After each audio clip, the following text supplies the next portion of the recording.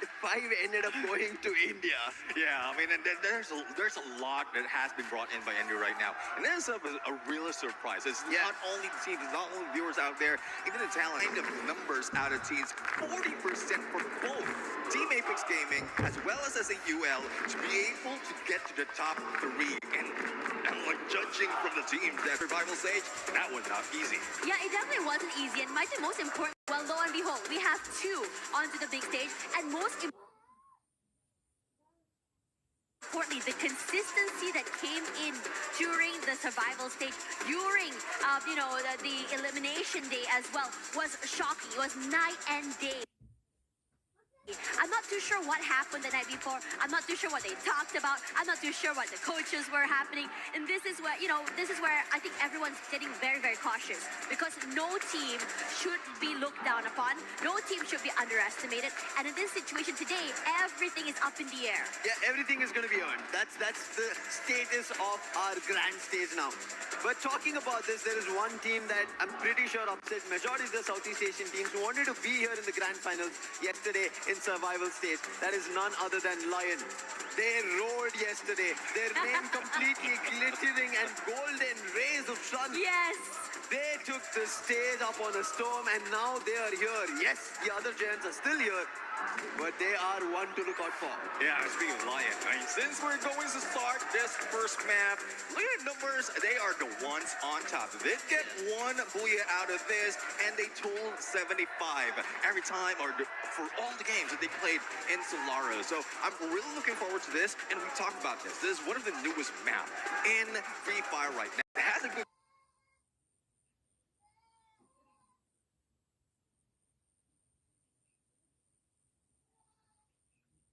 chance of grabbing that booyah.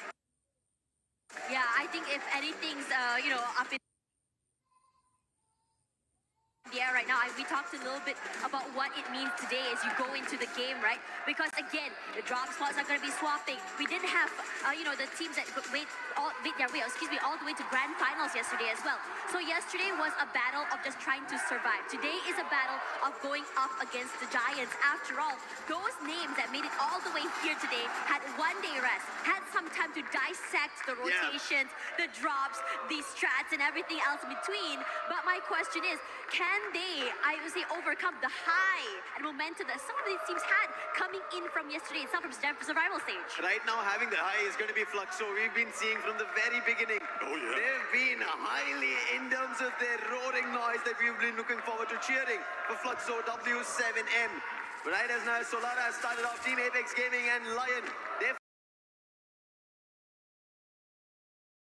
would be the greatest threat out of India right now, because Team Apex Gaming is facing them in Eco Drain.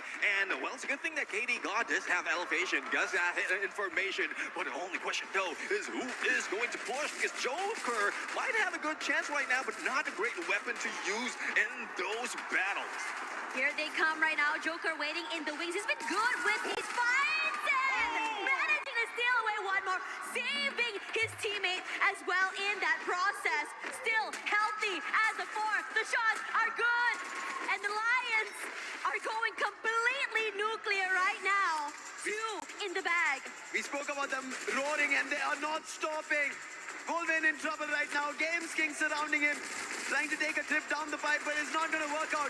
Joker is also on the other end. That's going to be 3 big eliminations. Eco Drain completely drained out of Team Apex Gaming. But that's one thing, and despite of all the engagement that's happening, seems like KD God did manage to pull away, and he is going just into the studio. But on the other side, we're also seeing UL. Troll has been taken down, but Jack right now trying to defend themselves against Twisted Mind. But you know how twisted they can be. Noor is just ignoring them, and FB5 trying to eliminate.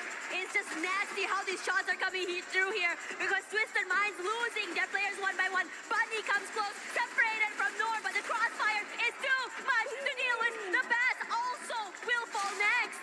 Twisted Minds, they try to go for this. Their mentality of just going in for those hits, eliminations, that's all in front of their mind, not who they're challenging. And something similar, Buriram United Esports just ended up getting 4 eliminations, almost about to eliminate a whole squad, but that did not happen. But they also need their title. Husky was mentioning the one title that they need in their cabinet is EWC. Oh yeah, let's see though, because they have been going for that the hub drop for so many times already when it comes to this map, and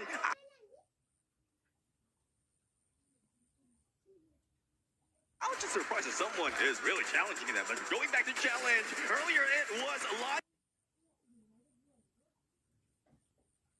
taking down Team Apex Gaming. Now it is Fluxo who's trying to beat them down.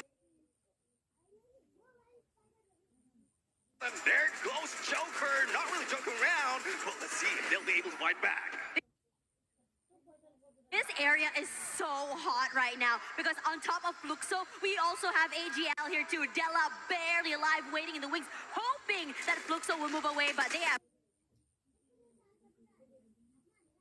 marked the heck out of him as well. A lot of pressure, a lot of util coming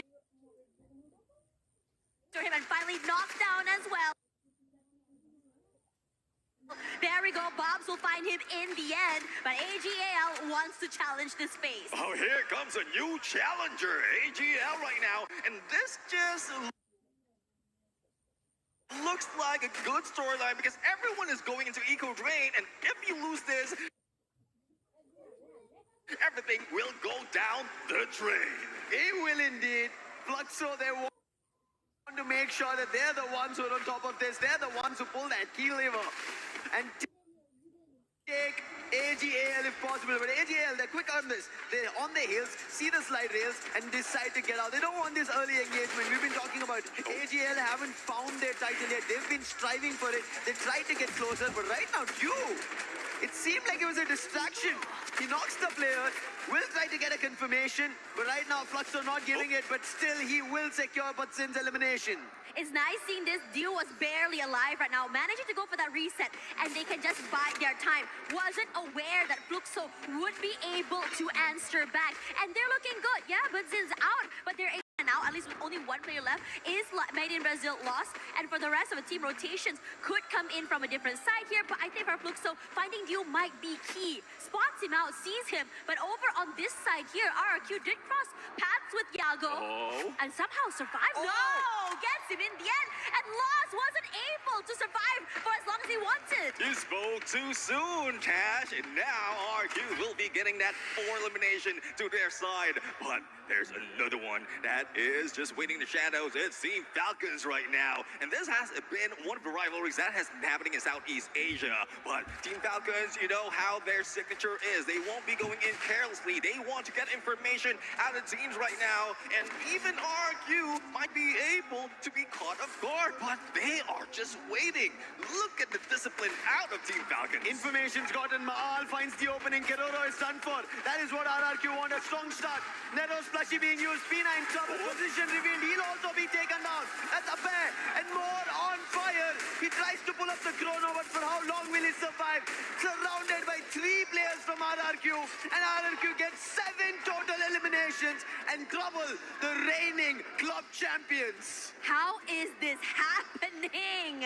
When we saw the Falcons throughout the entirety of this week, they were the ones hunting. They were the ones taking up that space and winning, but now silence. Yeah, definitely. I mean, he needs silence right now, though he doesn't have the stealth lights to pull away. Does have the Skylar, the Riptide Rhythm, but I'm surprised they didn't use that to at least save their teammates because they were covered in blue walls right there, and he does have an angle take when it comes to the snipe. But I guess priority is to bring back the teammates. Once one goes down, you always go for the vending machine. The starting always for Falcons has been similar like this. The story, unfortunate for them. But right now, a change in Lions' favor right now. Twisted Minds, we saw them suffering a little because of Buriram United, but now they change and turn the tides. Twisted Minds, this is a team that everybody did not have much expectations on, but they were the ones who made it at the top in Group B.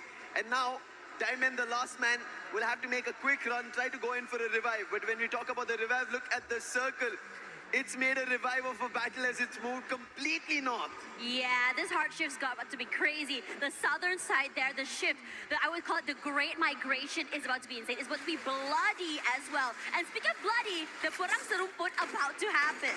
Well, let's see, this is a replay from where RRQ did manage to take down a few, or not a lot of players out of Lost. Now, as we look back into RRQ, it's Twisted Mind, and they are challenging as well. Pina just got revived, but seems like they are still on no elimination streak. RRQ trouble. Zip-tied rhythm. Chrono being pulled down. What a shot on the ACAT. Puts Diamond down instantly. And Twisted Minds thought they might be up on the battle because of number disadvantage. And now RRQ is getting closer. Diamond's confirmation comes through. But the pass, he decides that the revive's important rather than an exchange of a battle. Here we go there. Twisted Minds managing to find a bit more space to work with. Don't want to overstep because RRQ does have a bit more space to work with. They have no clue where the crossfires are coming through here. Sees one shot coming through here. One of his teammates does get picked up by Abe, but they're not done. The knock comes through, and here comes that collapse. Gonna drain down that utility, but nothing really set in stone. Gets one. Twisted Minds getting dropped one by one, but Abe will fall in return. Both teams suffering heavy losses. Wasn't taking into account of the crossfire and the later rotation coming in for Twisted Minds, but Maal answers back. Abe will not be able to be saved here. That Riptide Rhythm was deadly. If it wasn't for the time turner, they could have fallen already. Let's see though, because Twisted Mind, despite of all elimination, it's RQ who has the most on the numbers. But who's coming in to join the party? It is Team Lion roaring right now against these two teams. Della has already found the opening. Diamond's down as well now. Joker gets that confirmation instantly, and whatever Twisted Minds did is all put to rest. Both teams are left with one, RRQ and Twisted Mind, and that's when they need to move. Because even before that battle ended, the zone is already moved away from them. There's a lot of travesty that might be happening right now because there's still a lot of teams waiting into the next phase. And speaking about waiting here, Buriram United, as you gotten 5 eliminations here. TAG waiting in the wings. They need to take this fight to be able to get, they will take the fight in order to keep Buriram United away from their compound. Not happening quite yet. And now Wasana with the sprays on top side. Bit of chip damage, but that's not more than that he can do.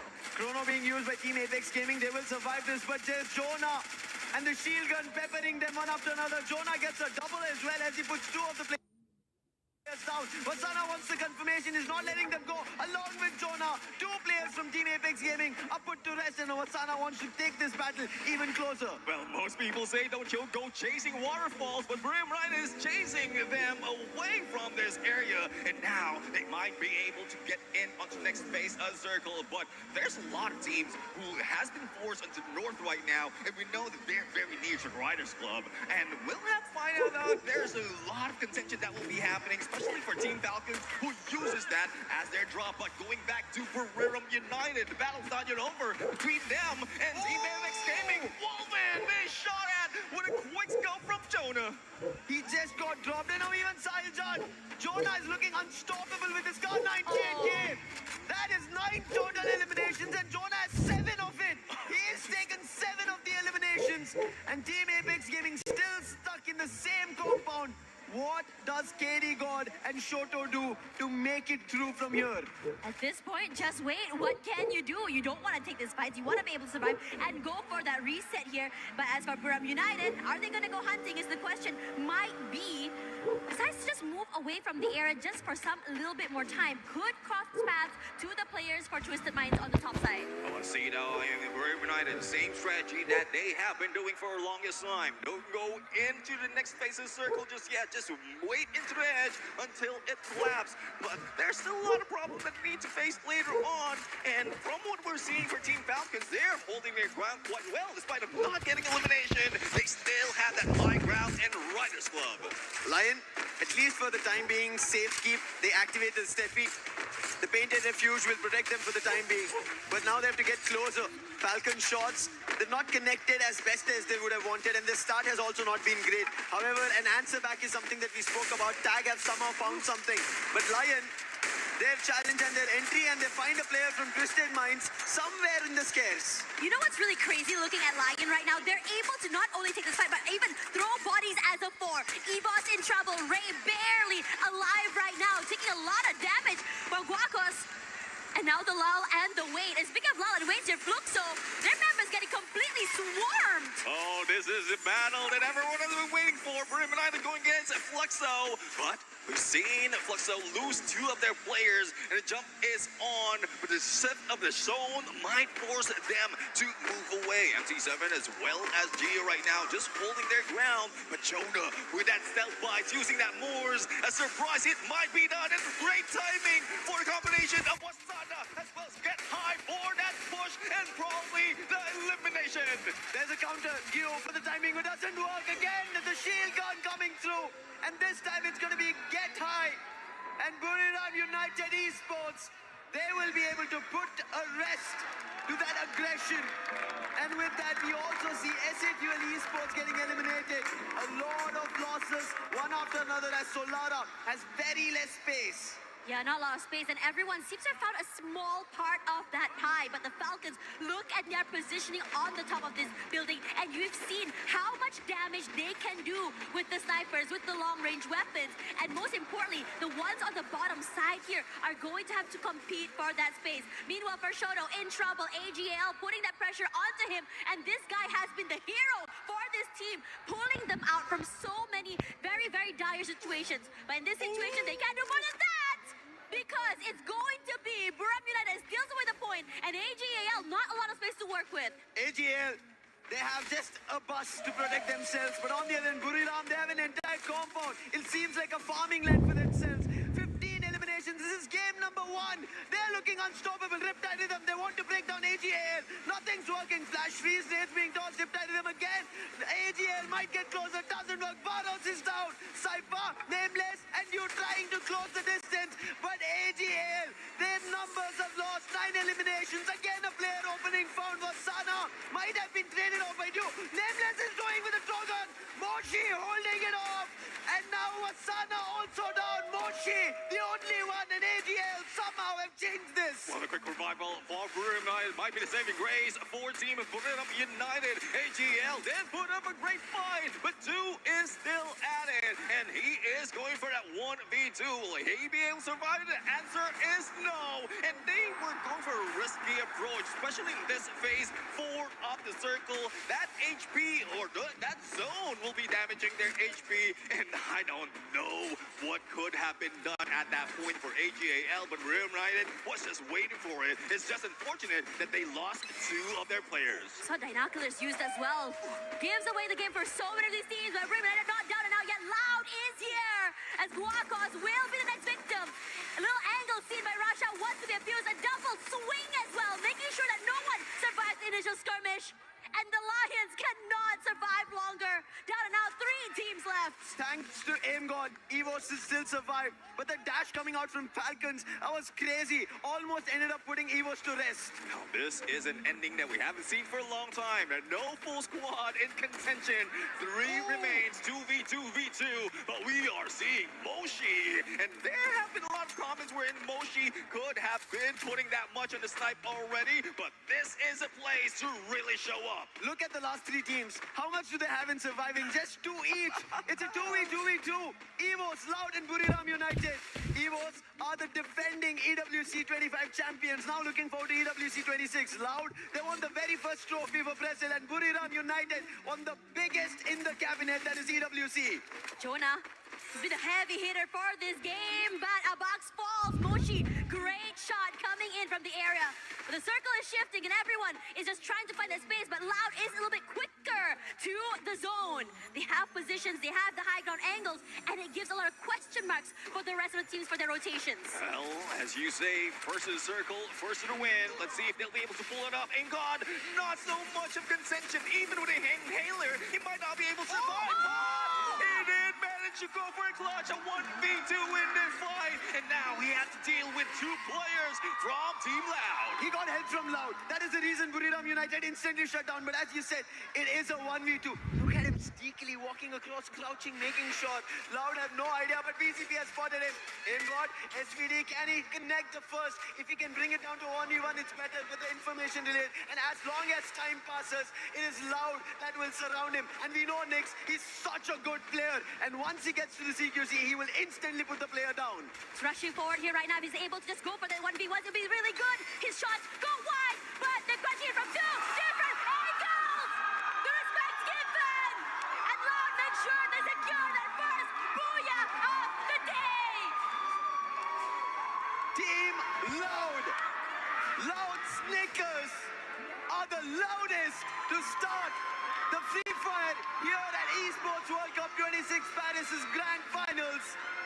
What a game coming in, and Nix, we knew he had this potential. They were waiting to get to the final, started off, and in the very first game for Brazil, they opened with a booyah. Oh, this is what everyone has been looking forward to. Who's going to get that first booyah? But we also seen a lot of elimination from the other teams who didn't make it this far. Let's take a look at a replay right now, and this is one phenomenal play coming from Evos, but it's just unfortunate that the pressure is on, not only on those HP, but also on that zone.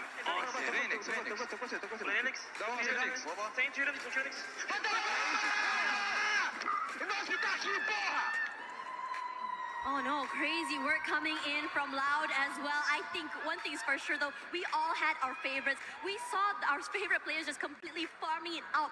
But when it matters the most, that final moment, Loud prioritizing positioning over these fights gave them so much extra advantage to just give them not only the booyah, but those extra placement points. Yeah, they needed it. They wanted a good start. We've been seeing Loud. We even spoke about it, right? In the group they were in, they were very consistent. They ended up getting two booyahs to start things off. But Buriram United Esports, unfortunate for them, they had an opportunity. They should have been the ones closing it. Look at them.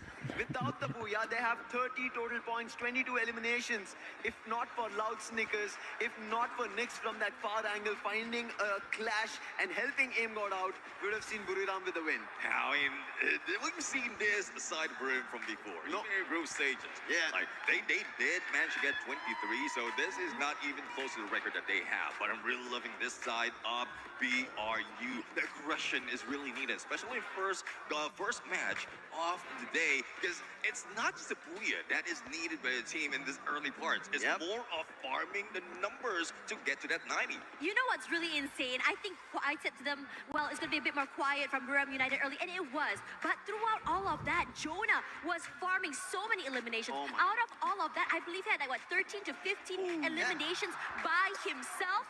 And for now, who better to break it down for us other than the analyst later? We'll be right back before we go to that.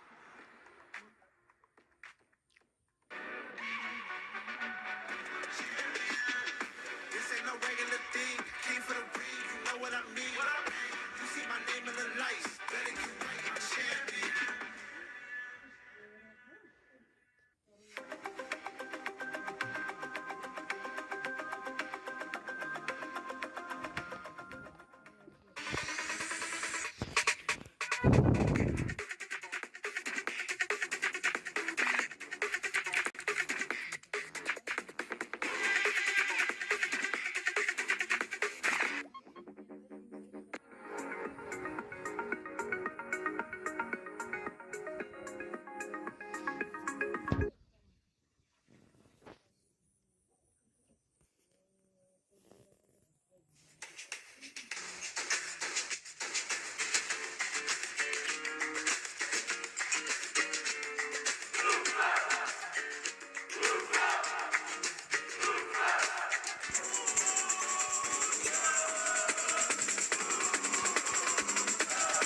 I moved from a small town to a big town like São Paulo, and they always hugged me, made me part of the family. We started with a little since we were W7M in the past, and now we are Fluxo W7M. Literally hugged me and made me part of the family. I feel that I'm part of everything that's happening, and they give me the chance to come here, and for real, it's like more family than my family real.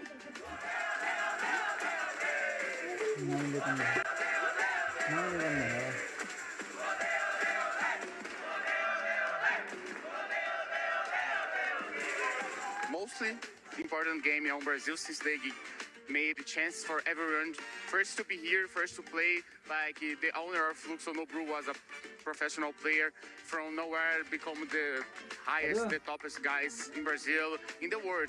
So everyone knows Nobru in Free Fire. And I think that the most important thing about games is the feeling that make you feel part of and to give you a chance to prove yourself.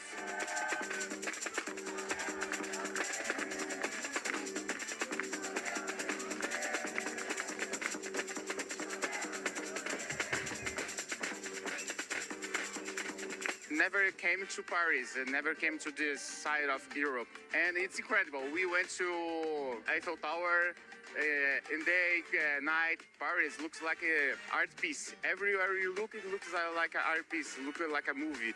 So it's very, very beautiful.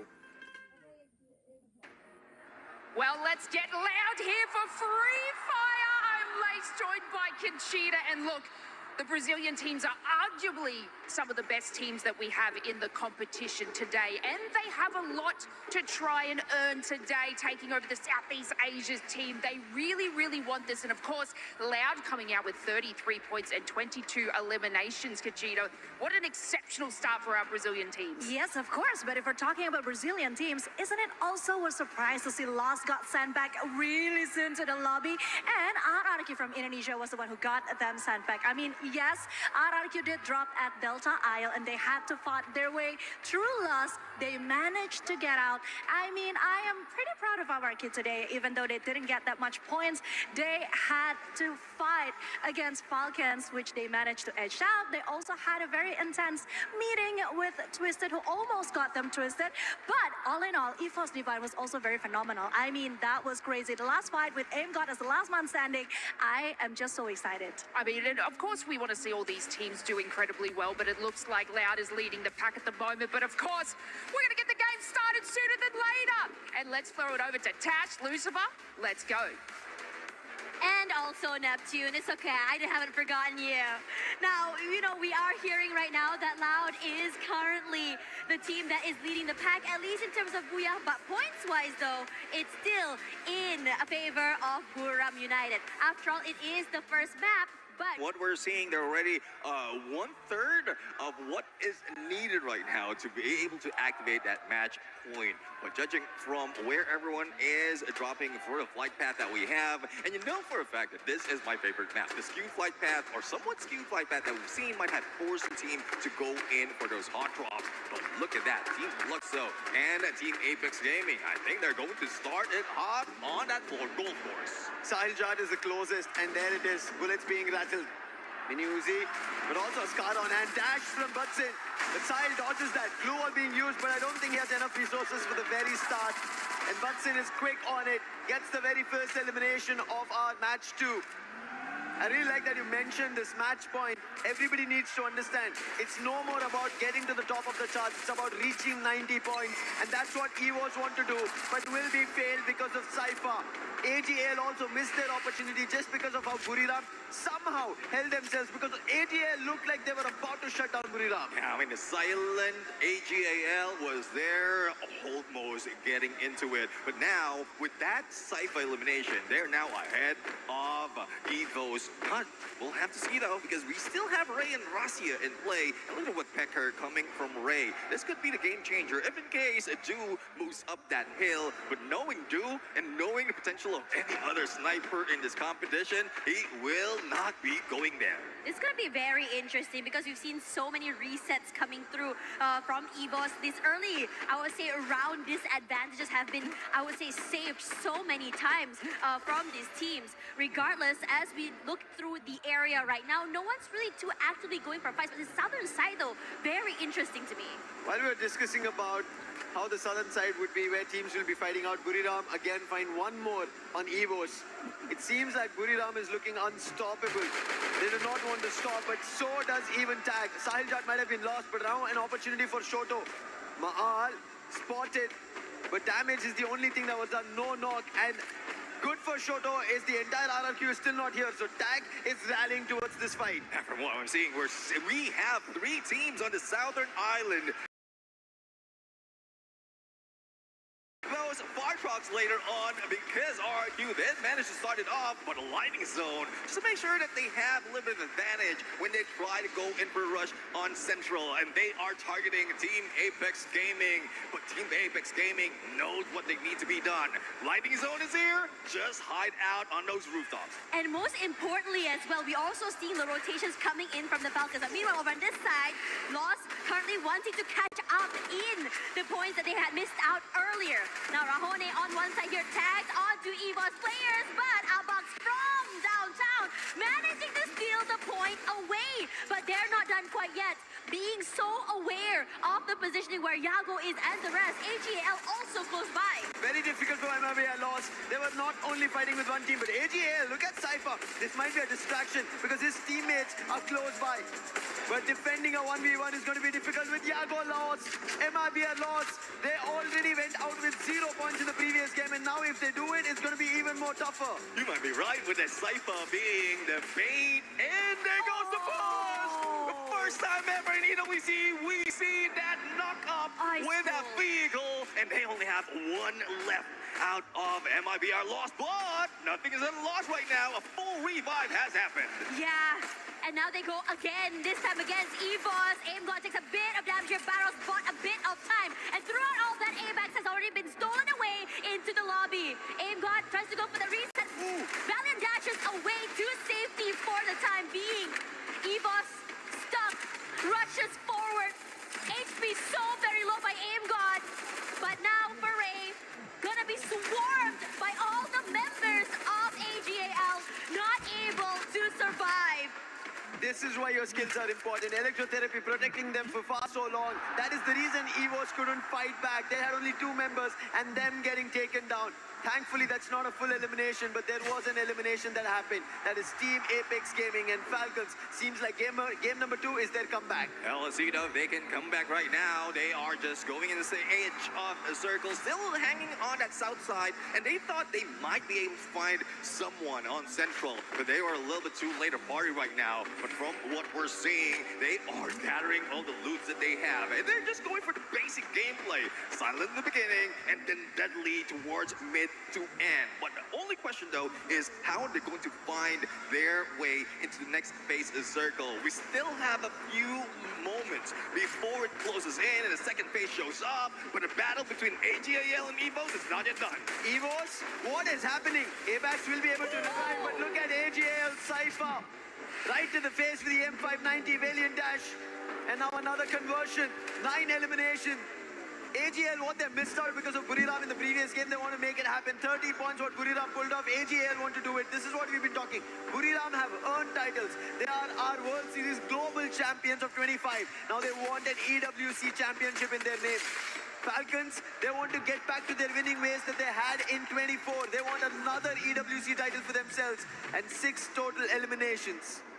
In this situation as well, the lull, the silence is here, but the middle side of the map is very interesting as Fluxo does manage to hunt down the members of RRQ somewhere there.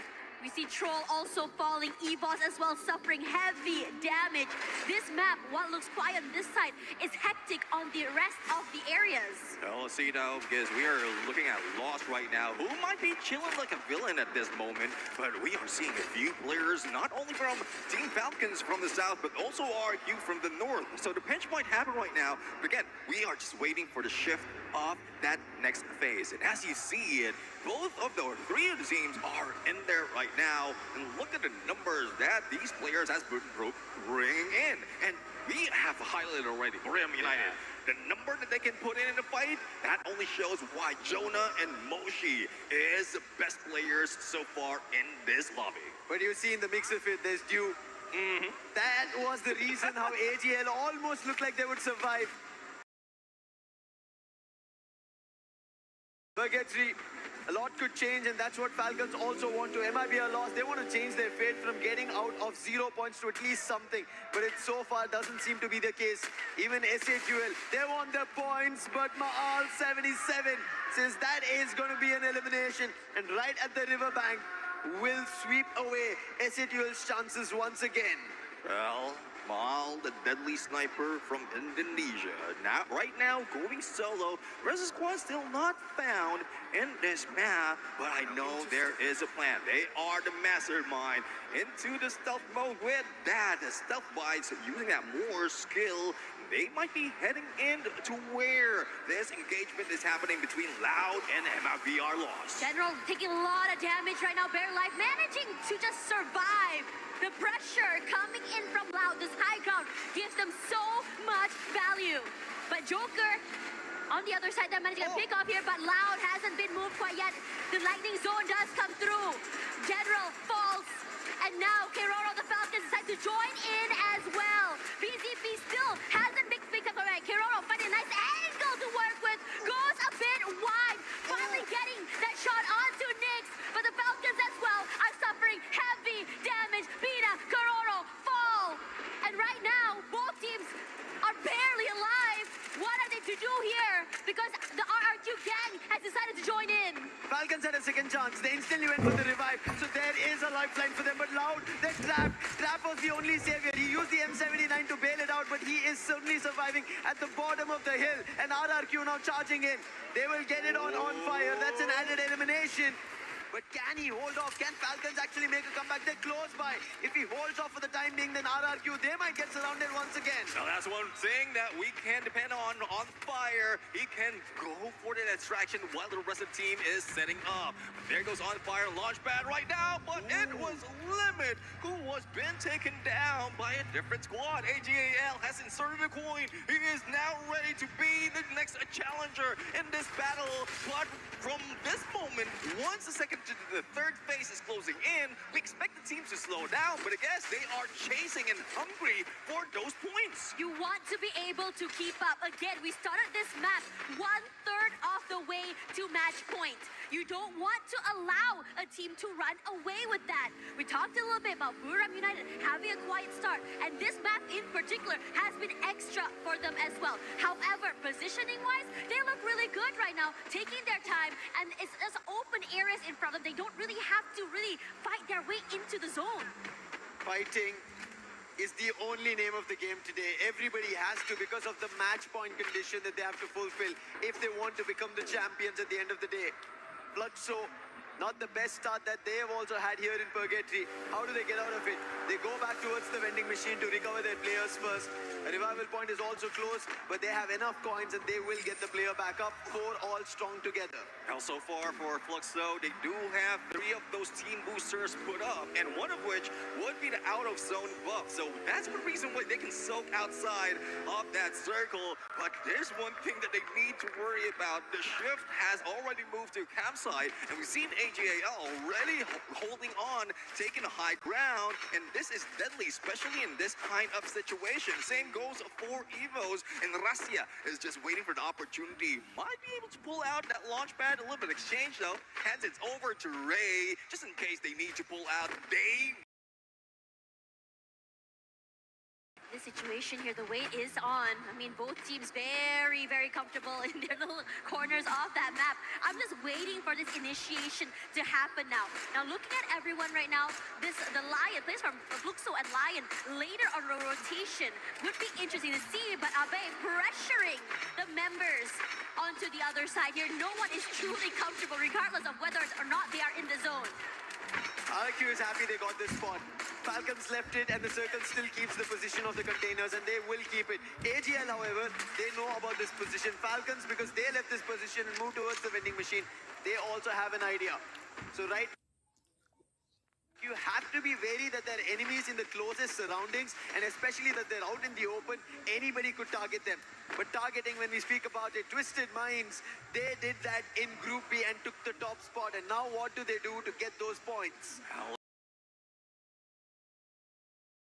Team Falcons and also Trap from behind, and they get the next phase of the circle, so no one will be moving away from campsite. But for those who are surrounding as well as jumping in across that river, trouble is brewing. Grim United against Fluxo once again, and let's see who's going to win. The lightning zone has been triggered, and no one is moving that much because they don't want to hit.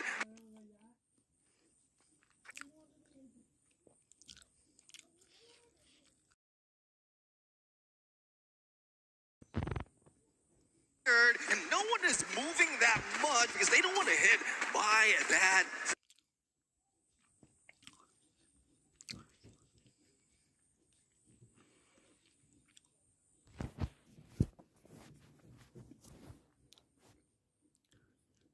Those knives, and same goes with Twisted Mind. And who is the target? The one and only was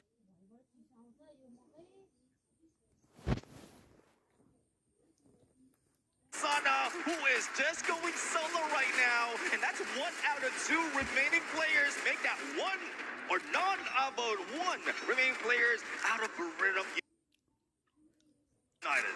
Yeah, cannot really move, but Moshi is still around. The question is whether or not he's going to be able to survive all the way till the end.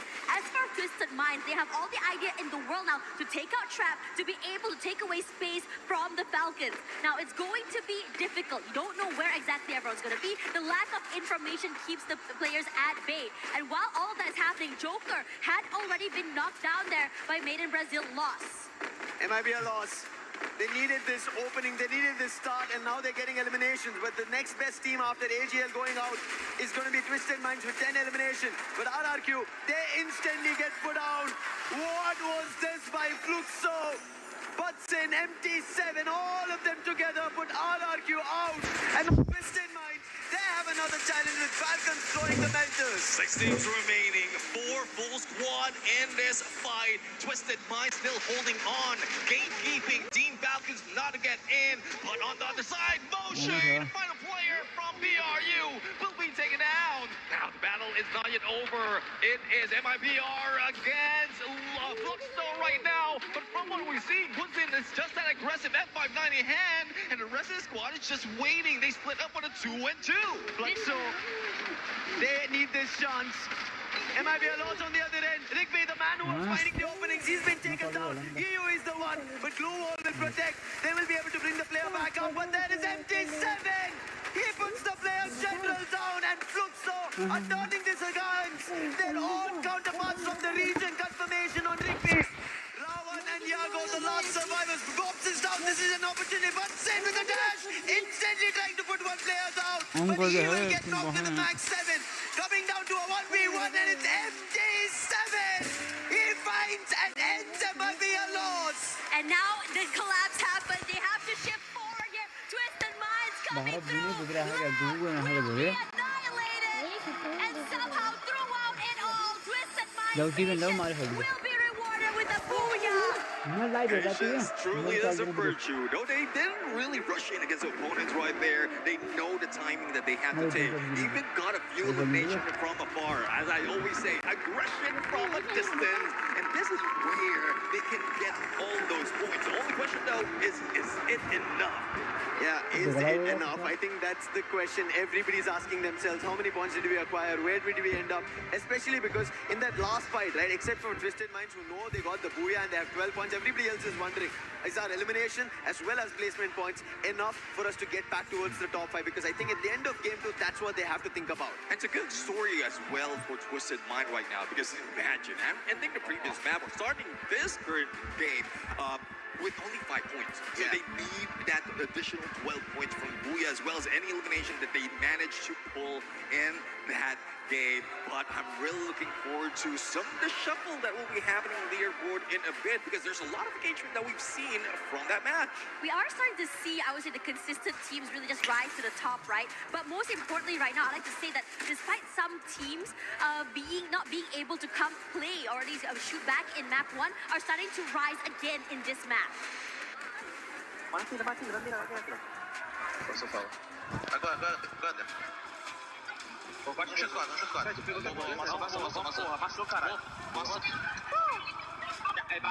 You can see Loud was happy about it because they again ended up coming in the hashtag 2, because that is enough points to keep them at the top. However, Twisted Minds from Thailand, this is a team that, while the other Thailand teams who are in the top who have won titles, this is not a team that everybody is eyeing on. Yeah. But they managed to get the second booyah. This is why today's grand finals Here, we were expecting that anything can happen. You cannot count on one team. If you think Buriram is going to get it, no, right now just Twisted Minds did it. Buriram should have had the first booyah, but Loud got it. A lot going on throughout our matches now. You did mention a second booyah, so technically this is a second booyah of Yeah. Twisted Mind all throughout the competition. And we rarely see that really on the top three. 4 out of 12 from when they played in group stage and group B, when they end up in the top three. But this is just them switching it up. What I was expecting was just Mind to be just all out aggressive. Yeah. They did. They tried to do so in game number 1, but it did fail. So why not change it up? Yeah, I mean, changing it up is always really good as well. It throws the, your teammates, your other people, other teams in the lobby, off as well. But what I really like to see as well is just really being able to just really take your time. Being really patient is also really good. We have teams that are really, really high energy, and somehow they just really just run out of gas in अलि 7 बजेतिर दिन्छु के There's an interview. Let's send it over to Carol. 2 घण्टा पछि दिन्छु म 2 घण्टा पछि जा Hello everyone, Carol Bombshell here. It's a pleasure to be here on stage with you guys. Are you guys enjoying Free Fire? The first match was amazing, but not as amazing that was for this guy over here, Trap, the team captain for Loud's team.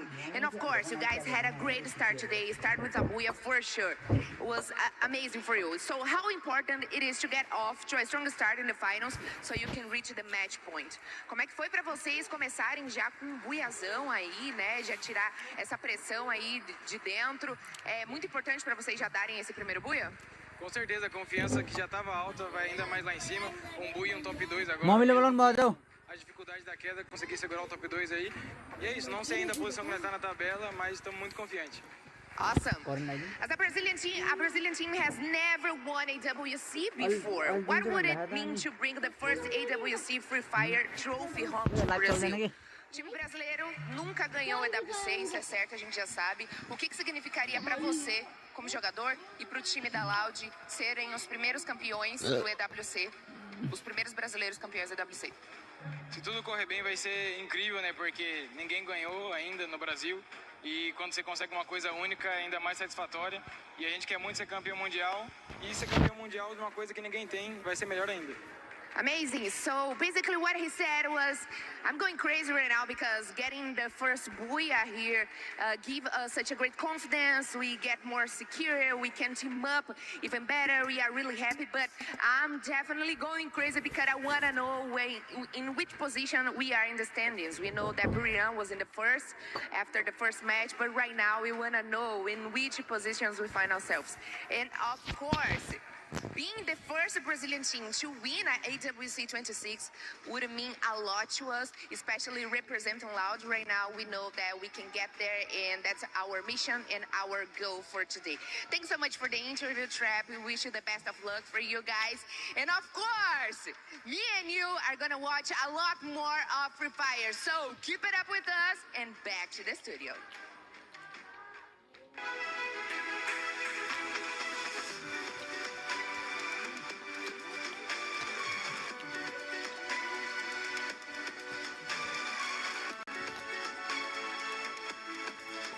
हजुर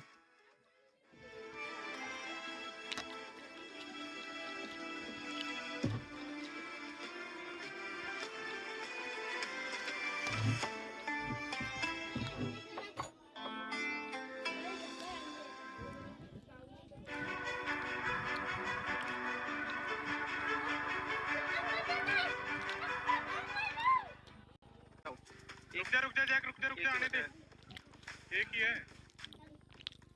La la la la la la la.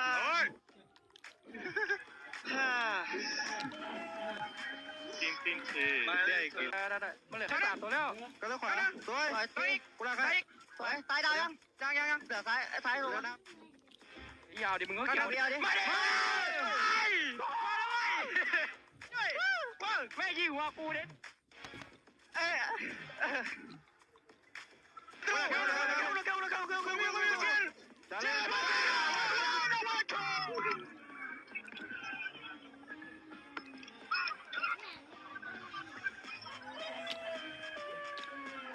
Ooh, look who's here if it's not MT7 and Iago, the two best snipers in Brazil. I mean, of course, we have a lot of best snipers in Brazil, but right now I want to talk with both of you because I know there's a competition going on in Brazil soil, but I want to know all about here at EWC 26. MC7, you shared with us your desire to be the MVP, but also the winner here. So what's more important for you right now, the MVP or to be the winner?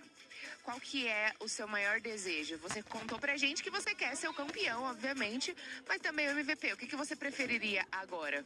Ah, com certeza, sem sombra de dúvidas nenhuma, ser campeão. Mas se vier um campeão MVP, já tá bom demais pra mim também, né? What happens if you're the winner, but Iago is the MVP? E se acontecesse de você ser o campeão e o Iago MVP? Ah, não, tá de boa. Aí depois eu pego no Brasil e tá tudo tranquilo também. Oh, that's okay, because he can be the MVP here, and then I will, of course, get it back in Brazil when we are back home. But Iago, you're finally back in a World Championship. What is the feeling to be back here at AWC after 2 years? Você tá de volta num campeonato mundial e qual que é o sentimento de estar aqui depois de 2 anos? Ah, sempre é muito bom, né? Disputar em alto nível, ainda principalmente no Mundial, como EWC também, que é muito importante para todos, então é muito bom. E agora espero manter para muito tempo aí em vários mundiais. Did you see that Baby Gold said he wants the MVP and also be the winner? What do you think of that? Você viu que ele falou, né, que ele quer ser o MVP e também o campeão. O que você acha disso? Bom, é muito bom para ele, mas só que acho que todos os outros que estão aqui também sonham e querem ser MVP. Então é um bagulho muito difícil. E todo mundo, ele tá certo, todo mundo tem que ter esse desejo, essa ambição de querer ser MVP e ser campeão. Então ele tá certo. Well, if his desire is the desire of most of players here, he's definitely right because all of us wanted.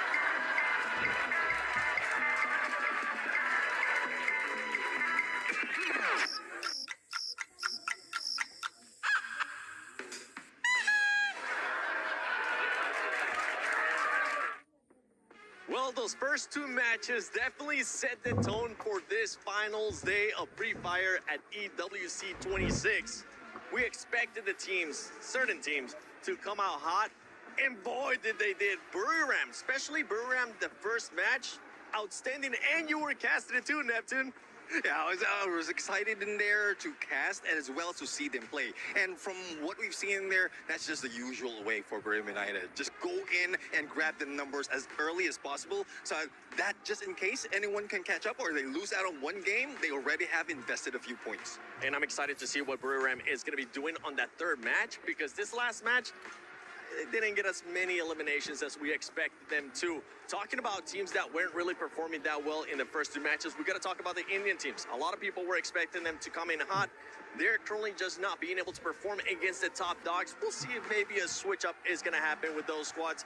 But I know you want to talk about EVOs.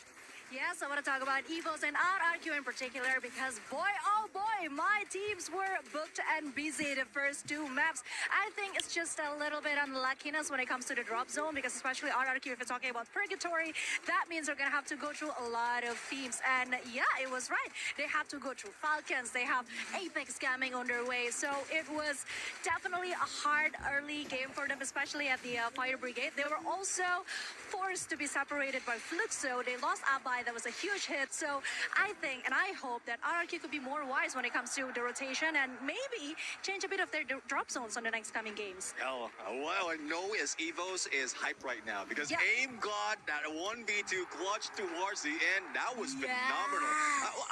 I was expecting that he will be going down. The zone is behind him and 2 opponents is already closing in.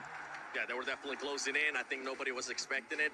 Good thing we don't have a behind-the-scenes camera in our green room because the screams that you would hear, the reactions that you would hear, we might have to end up bleeping a lot of stuff here for the broadcast. Talking about teams being loud, we got to talk about the Brazilian squad loud.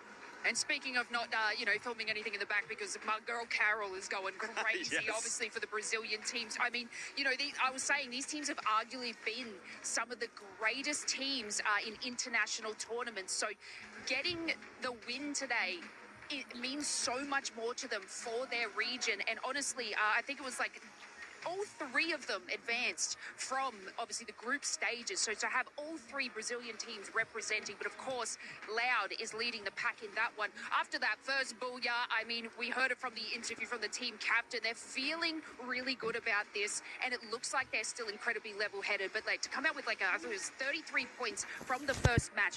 They're not at the top of the leaderboard. You know, he was kind of saying like, oh, I wonder where we're sitting. I'm itching to see where we're sitting. I mean, knocked down to second place. One of their players will be knocked out or eliminated. They can easily go for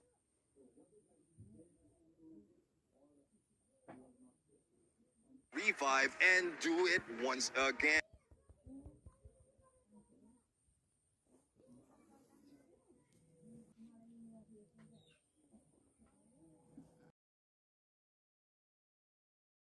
Incredibly well.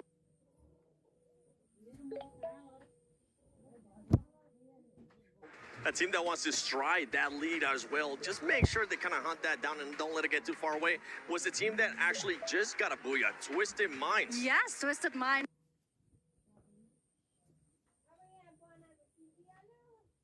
Were also very amazing. I mean, they went from getting 0 placement point and just 5 elimination points to getting a booyah. That is quite a turnabout. I mean, that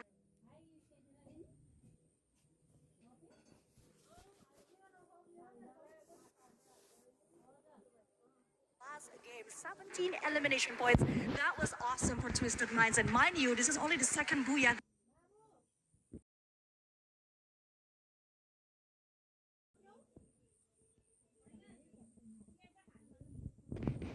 They're all aggression. Get no regard of whatever placement they get. As long as they get elimination, it doesn't matter. This just, probably they tried it in game number 1. And as you called it, they didn't do too well. Only 5 points out of that game. And then a second, like, let's be a little bit smart. Let's play it safe. And you've seen how well they distanced themselves from all the engagement that happened and did manage to get that big boom. And then we saw what Ingot, if I'm not mistaken, was able to do in that 1 versus 2. Is there any players coming up in this next 2 matches that we're going to be keeping a close eye on, Conchita? I do think that Joanna's still going to kill it. I mean, Buriram has 2 person that I'm keeping an eye out for is Joanna and Moshi, because let's not forget that 6 elimination points he got in just 1 game. So yeah, I'm definitely not gonna go easy on them. The other team should be gunning for Buriram United Esports right now if they don't want to lose those points. And one personality of Buriram United that we know of is they want to steal away the MVP from each other. So Jonah is already in there, Moshi already show up. So I won't be surprised if a massive improvement from them, even from EWC in 2025 as well. Like this team obviously have, you know, won their World Series, and now you not only do they want an MVP, okay, who doesn't want that, but now if they can win that World Series and then EWC 26, imagine that trophy wall, guys, goddamn. We're not asking for much. We're just asking for just win everything for the year.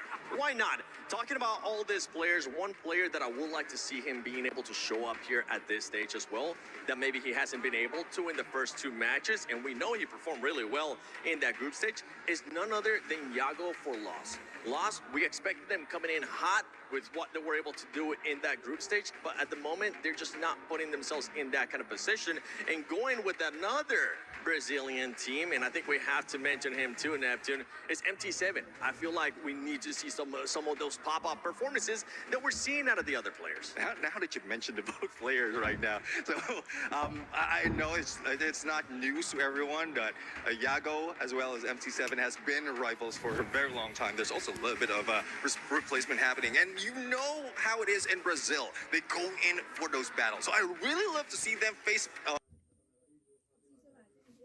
Match 3 is ready. Who's going to be taking a couple more booyahs, and who's going to reach that threshold for the match point format of 90 points? AJ, take it away for me. Yeah, boy, thank you very much. 7 ladies and gentlemen, boys and girls, my name's AJ. I'm the Mustachio down here with the one and only Husky, your OG duo of Free Fire, right back on the desk. And man, are the games hot today. Buriram absolutely streaking hot in game number 1, but game 2, Husky, they fizzled out. Yeah, they did fizzle out, and it was something that, you know, was in the making for almost more than a year. Yeah. This is one of the teams that people want want them to fill up that cabinet, the final piece of the puzzle with the EWC trophy. But last year, they didn't even hit the threshold to win EWC in Riyadh. And right now, they are a third of the way there. They are more than 30 points towards the threshold of 90. I think a couple more good rounds, give it 2 or 3, BRU, they are going to be in a prime position to take it all back. And it looks like we are ready for our game already. At Shrines, do we get a hot drop? Because we know EWOS as well as MIBR Loss usually do drop by here. But thankfully, they will choose the Foundation instead. And MIBR Loss will not be disturbed for the time being. But they cannot... It's the outer regions of this map before hopping on towards Refinery. And Refinery, on the other hand, is conquered as usual by the kings of Refinery themselves, RRQ. My attention is going to be on MT Sexy that is now brought in by MIBR Law, so General not going to be playing this game. A second thing is also the rotation of BRU. We know that they love to go to command post, and command post is now preoccupied by Lion instead. BRU up against TAG once more. Will the Indian squad wake up here in game number 3? At Kalahari, it's usually the Thai teams that have found dominance thus far here at Free Fire and EWC 26. Get high down, Wasala down, and it looks like India just needed to smash your back on the desk. As Team Apex Gaming absolutely shut down their plays, leaving one final survivor.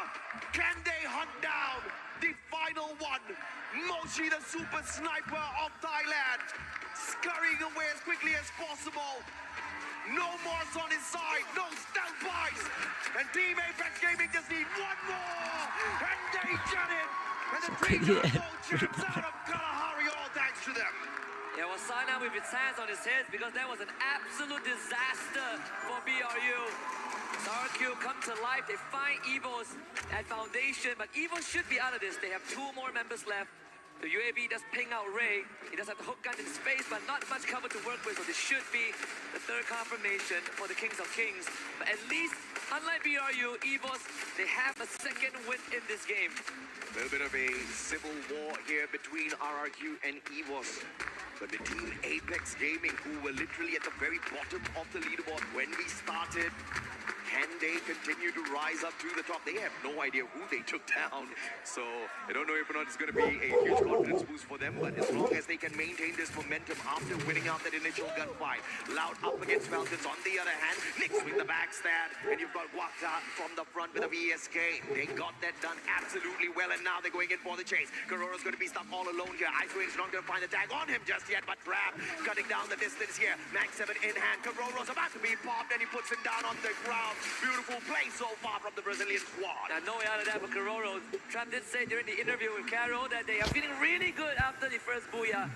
And they have been local champions multiple times. And one of the things that is missing is this EWC trophy and the World Series finale. At least for now, RRQ, also a team that only finishes 2nd. They're definitely looking to break that curse here on Paris stage. A bite around the corner. That's going to be Joker down RRQ with their 6th point. Yeah, easy takedown there. Lion left their player all alone outside just for a little bit of a distraction. And this was that replay, a phenomenal performance from Shoto. And he just shut down the hopes of Buriram in the 2nd game after, once again, a fiery start for your 3-time world champions who have never gotten the first spot here at the Esports World Cup. They get taken out of the lobby prematurely. EVOS on the other hand, Lion after Lion, they'll hunt down. We just saw RRQ find one earlier. Either way, Lion's not doing too well. Yakos can see the shots from the back. Man does not have the Morse at this point of time. They're going to be regretting bringing that Skylar in, but it is what it is. SHUL on the other hand, bumping into yet another Brazilian squad out there. Yago, a sliver of health, and nameless AGAL from afar, cutting down the distance, slowly catching up with them. And perhaps this 3rd party can allow SHUL to pull in a couple of revives. Let's see if Bunny can make that rescue mission happen. MT7 could get pushed right now by Twisted Mice. Bob wants to provide long-range support, but he's getting pinned down as well. Twisted Mice with the pieces in place, getting knocked down from afar. Is Bob delivering on the platter? Twisted Mice stopped in their tracks. Yeah, you sit on my shoulder, buddy. I'll pick you right up. Diamond brought right back in here by the Bass, and Bob's caught out. Diamond, beautiful play off the top of the 10. M24 in hand. But Exposi looking for the vending machine. And Butch is in. will be able to take him away. The guard of the vending machine failed on his mission, and Twisted Minds don't get to take the squad out of the equation just yet. A big clutch there from Butcherson. But earlier on, when we saw BRU get wiped out, it freed up command post, so Team Apex Gaming now have full control of the southern side of the map. Lion not in a good spot as EVOS catches up to RRQ. Again, the rematch. The young gun of RRQ is the one that gets the drop, but EVOS prevails. And they lock in their 5th point. Now around the corner is going to be a troll that is isolated. Ray finds that finisher. Yeah, you can't roll the one and only EVOS. 6 eliminations in hand already. Unfortunate for SHUL, they were all spread out on the battlefield. MIBR lost on the other hand, bumping into Falcons yet again. This one just does not end. Empty Sexy down on the ground. Round A7 on a high ground here, has got the Winchester in hand. Pina in shooting distance, in the crosshairs of Raone, but he does not get the job done. He has to be pushed off here. As on fire catches up with him, and from up top, the SPD straight to the head. मेरो पनि live चल्दैन है फेरि मैं live हेरेको छु कि अलिक गरिदिन्छु कि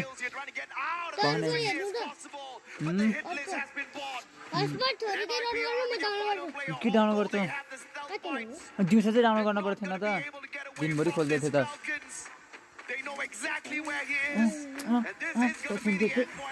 खोल्दै बेला चाहिँ हेर्दैन अलिक खोलिदिन्छु कि अहिले चार्जमा राख न मोबाइल अहिले खोलिदिन्छु म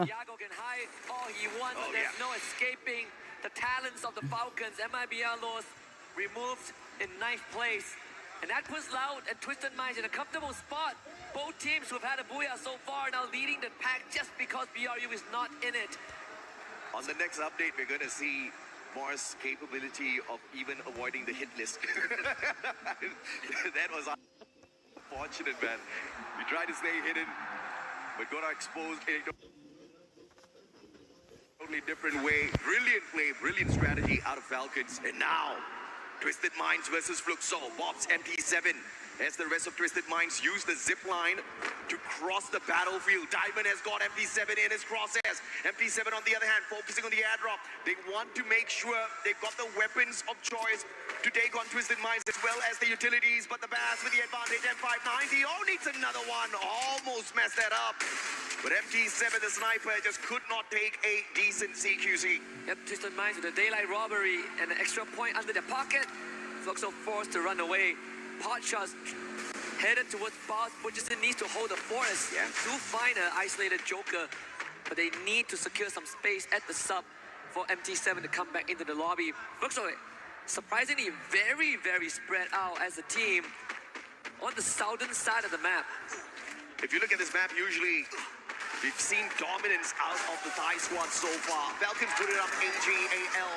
All of them have one booyah each on this Kalahari map. With Buriram out of the equation already, perhaps Falcons and AGAL will be the biggest threats later.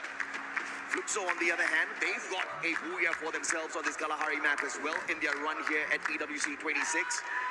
But as far as those points are concerned, they didn't really rake in a lot of eliminations. In fact, Fluxo hasn't really looked very strong on the battlefield so far as the eliminations. Yeah, not at all. I definitely expected a bit more, but I'm looking for them to ramp up maybe game 3 and 4 onwards, right? This is the team that needs some time to warm up their engines. But one of the theme of this game is the fact that two of the biggest strongholds are Refinery and Command Post because of RRQ and BRU. Both of them are not in the lobby, which means that there's a lot of real estate freed up for everyone else. The game should slow down temporarily until maybe the 11th minute mark. And until then, we're going to see stragglers being picked up left and right and then brought back by the vending machine. And that means it's going to be some free points for the teams who managed to find these eliminations. But he tried his best there to get to the vending machine, but unfortunately the Valiant Dash used against him. Not really to disable any of his defenses, but just to cut the distance down and exposing, finding Jack as well. And now SHUL left with one final survivor. Can India find a way to get back into this matchup through this squad? And Team Apex Gaming, on the other hand, started off really hot up against Buriram, but they've been silent so far. AGAL finding the Brazilians. Loud, and the grenade M79 up into the top floor. Trap will be pushed down by the M590, and that starts off a big one, and that's a massive advantage, because that's the player that had the M79 on the side of the Brazilian squad. Cypher traded out, deal with the shot from afar with the M82B, and they dismantle Loud with that play. Perfect execution from AGAL. think there was a bit of a miscom there from Loud, who tried to run down the stairs. The trap absolutely caught out. Not really sure what the plan was, but Saifa with the great execution on the Valiant Dash sealed the deal there. I think the play there was supposed to be the M79 to be sent down to that lower ground, and then of course those grenades to take out the players from the front lines. But unfortunately, before he could get into position, he just got shot out of the spot with the M590. Beautiful play out of Saifa there in that moment. But now Twisted Minds up against EVOS. Both these teams know each other very well from the Southeast Asian region, and it is EVOS right now leading with the eliminations as well as the utilities. Twisted Minds probably, I think, around AGAL watching this battle from afar as well. If Dew finds Aim God, this is going to be deadly. Yeah, we can say the same for if Russia gets a clear shot. Diamond's already tagged out. You have Fluxo on the high ground too, so Twisted Minds not really comfortable staying out in the open at Foundation. They need to find some cover here, but with EVOS pushing in, they gotta pick the poison. Yeah, you gotta pick a poison, man. Either way, I think there's a fair chance you do not find the antidote for either one of them. More stealth fights used by Russia. He gets a easy flank around the left-hand side to find the circle first before the rest of his brothers. And the rest of the frontliners on the side of EVOS will be holding Twisted Minds back. And Russia, right after he gets into spot, he gets shot in the back by the player from the side of Fluxo, most probably MT7. EVOS calls for the Bolt Maker. Lightning zone now. Twisted Minds cannot step out into the open. Aim God with one misplay that does not manage to get the first knockdown in the Valiant Dash. Almost saving him, but it was that A124 thrill of battle that gave them the bravery to step into the battle. But Twisted Minds turning the situation around for themselves. Yeah, and Russia needs to build a team out right now. Finds a nade and a snipe. Russia going above and beyond and putting EVOS on his back. One more. Exposing the bars, remainders of Twisted Minds. Russia again, the Wonder Kid with the delivery system. Can he complete the cycle here as the Bas desperately bringing his teammates back with the revive? But Russia has done more than enough. It's his turn to maybe get his teammates back into the game. The Bas over the glue wall. The Bas comes out on top. The Bas, beautiful.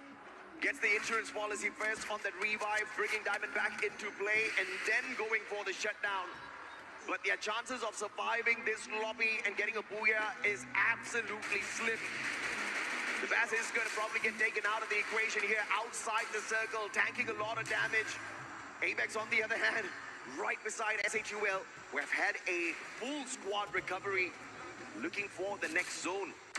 Can he stay a ninja? Nah, they've spotted him already, and Avex is going to get tagged up. Probably this is the end for EVOS here. Yeah, it's either them or it's either SAUL, AGAL that takes that away. Just a free point sitting out in the open. If you are the Indian team, you definitely wouldn't want that point as you are sitting at the bottom. As we lose Twisted Minds off screen too, Avex is just trying to... I mean, he did gain an extra placement point for himself before Dew finally collects that. So we are going to go down to just 6 more teams. AGAL as well as Fluxo, the only 2 other teams that have managed to secure a booyah on Kalahari from this EWC stage. Can they take it all the way? Lion has been fairly quiet after a few mishaps at the very start. Haven't secured a single elimination for themselves. Fluxo, on the other hand, tanking a lot of damage outside the circle. Spots out SHUL on that rotation. Jack's getting tagged up by Baros. AGAL like shooting fish in a barrel. And Fluxo wants to steal that away. MT7 knocks down Troll. He makes sure he gets the confirmation as well. AGAL getting those shots in, making sure they scare the players on the side of Fluxo back. And they're trying to keep Buddy Vincent in. Yeah, this is a good game for Fluxo and AGAL to pull ahead of the curve because some of the Apex players are already out. One more. Saifa, can he get the snipe in? It's Dew again, of course. Never doubt this guy.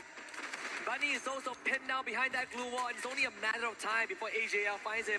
Lion now will join that fight, and maybe that's the distraction that will bail Fluxo out of the situation as they fight against TAG. Yeah, brilliant recovery by Fluxo here, instantly jumping out of the monster front, getting the pickup with the glue walls, and they take Bunny out of the equation as well.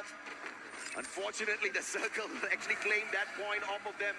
As SHUL Esports makes the exit from the lobby, we now have the top 3. And 2 out of the 3 teams are definitely geared up for the booyah here.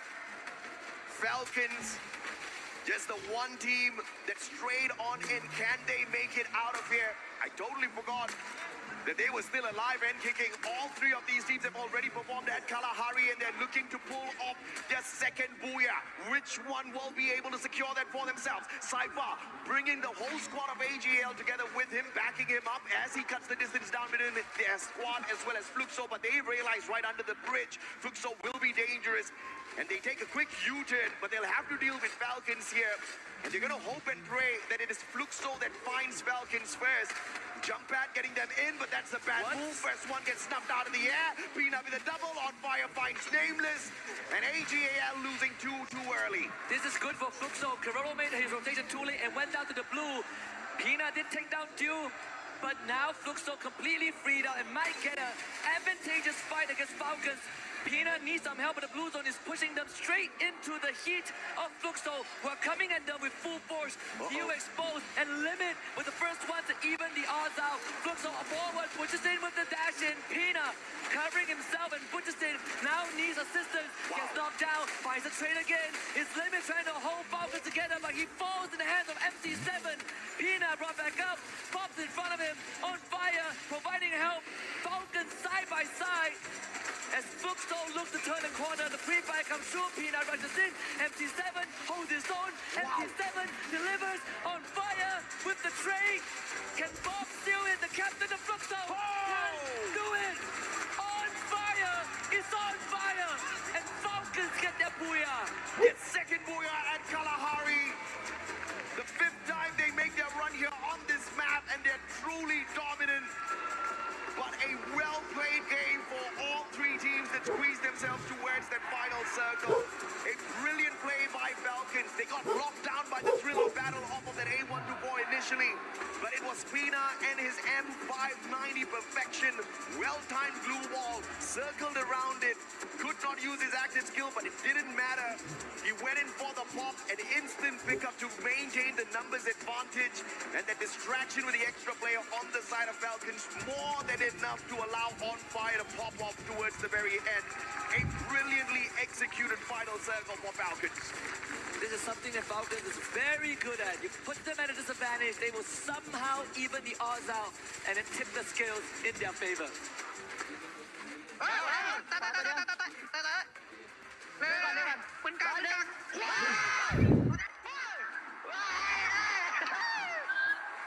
And you see the prioritization of the Diva there as well, and that's exactly what got them that instant pickup in such a dire situation. Without the focus on Diva, I think they would have been wiped out already, and that's exactly what makes these passive skills so important at a level like this, Husker. Absolutely, and because of that, Falcons get themselves 28 points from Kalahari. But Fluxo and AJL, they're not too far behind, right? 21 for Fluxo, 19 for AJL. These are the teams that actually needed these points the most, with BRU and Loud Snickers out of the equation early on, and now we should start seeing a bit of a separation from the top 6 and the bottom 6, because it's starting to look like it's a top-heavy game.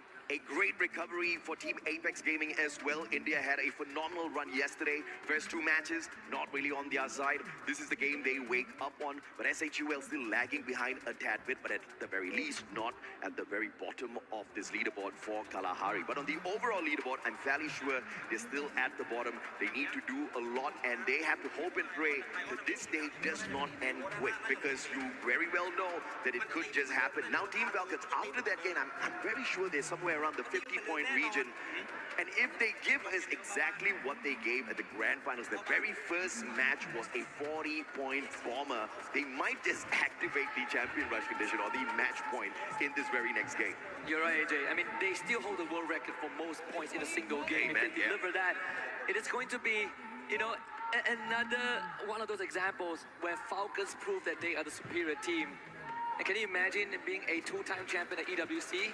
They already have the 2 stars as the club champion, so why not make that run it back? Yeah, absolutely, man. 2 teams out here on that stage capable of becoming the 2-time world champions for Free Fire at the Esports World Cup. You've got EVOS, you've got Falcons, but are they going to be upset by the squads out there today? Because if you look at the overall leaderboard, based on the performance that we saw off of Kalahari earlier, it's currently going to be stacked with the Thai teams at the top. Absolutely. And the one thing that I was worried about coming into this grand final finals, even after yesterday, was if these Thai teams are going to go aggressive, and so far they have been. So let's see if they can keep that Thai freight train going. We'll be right back with more action.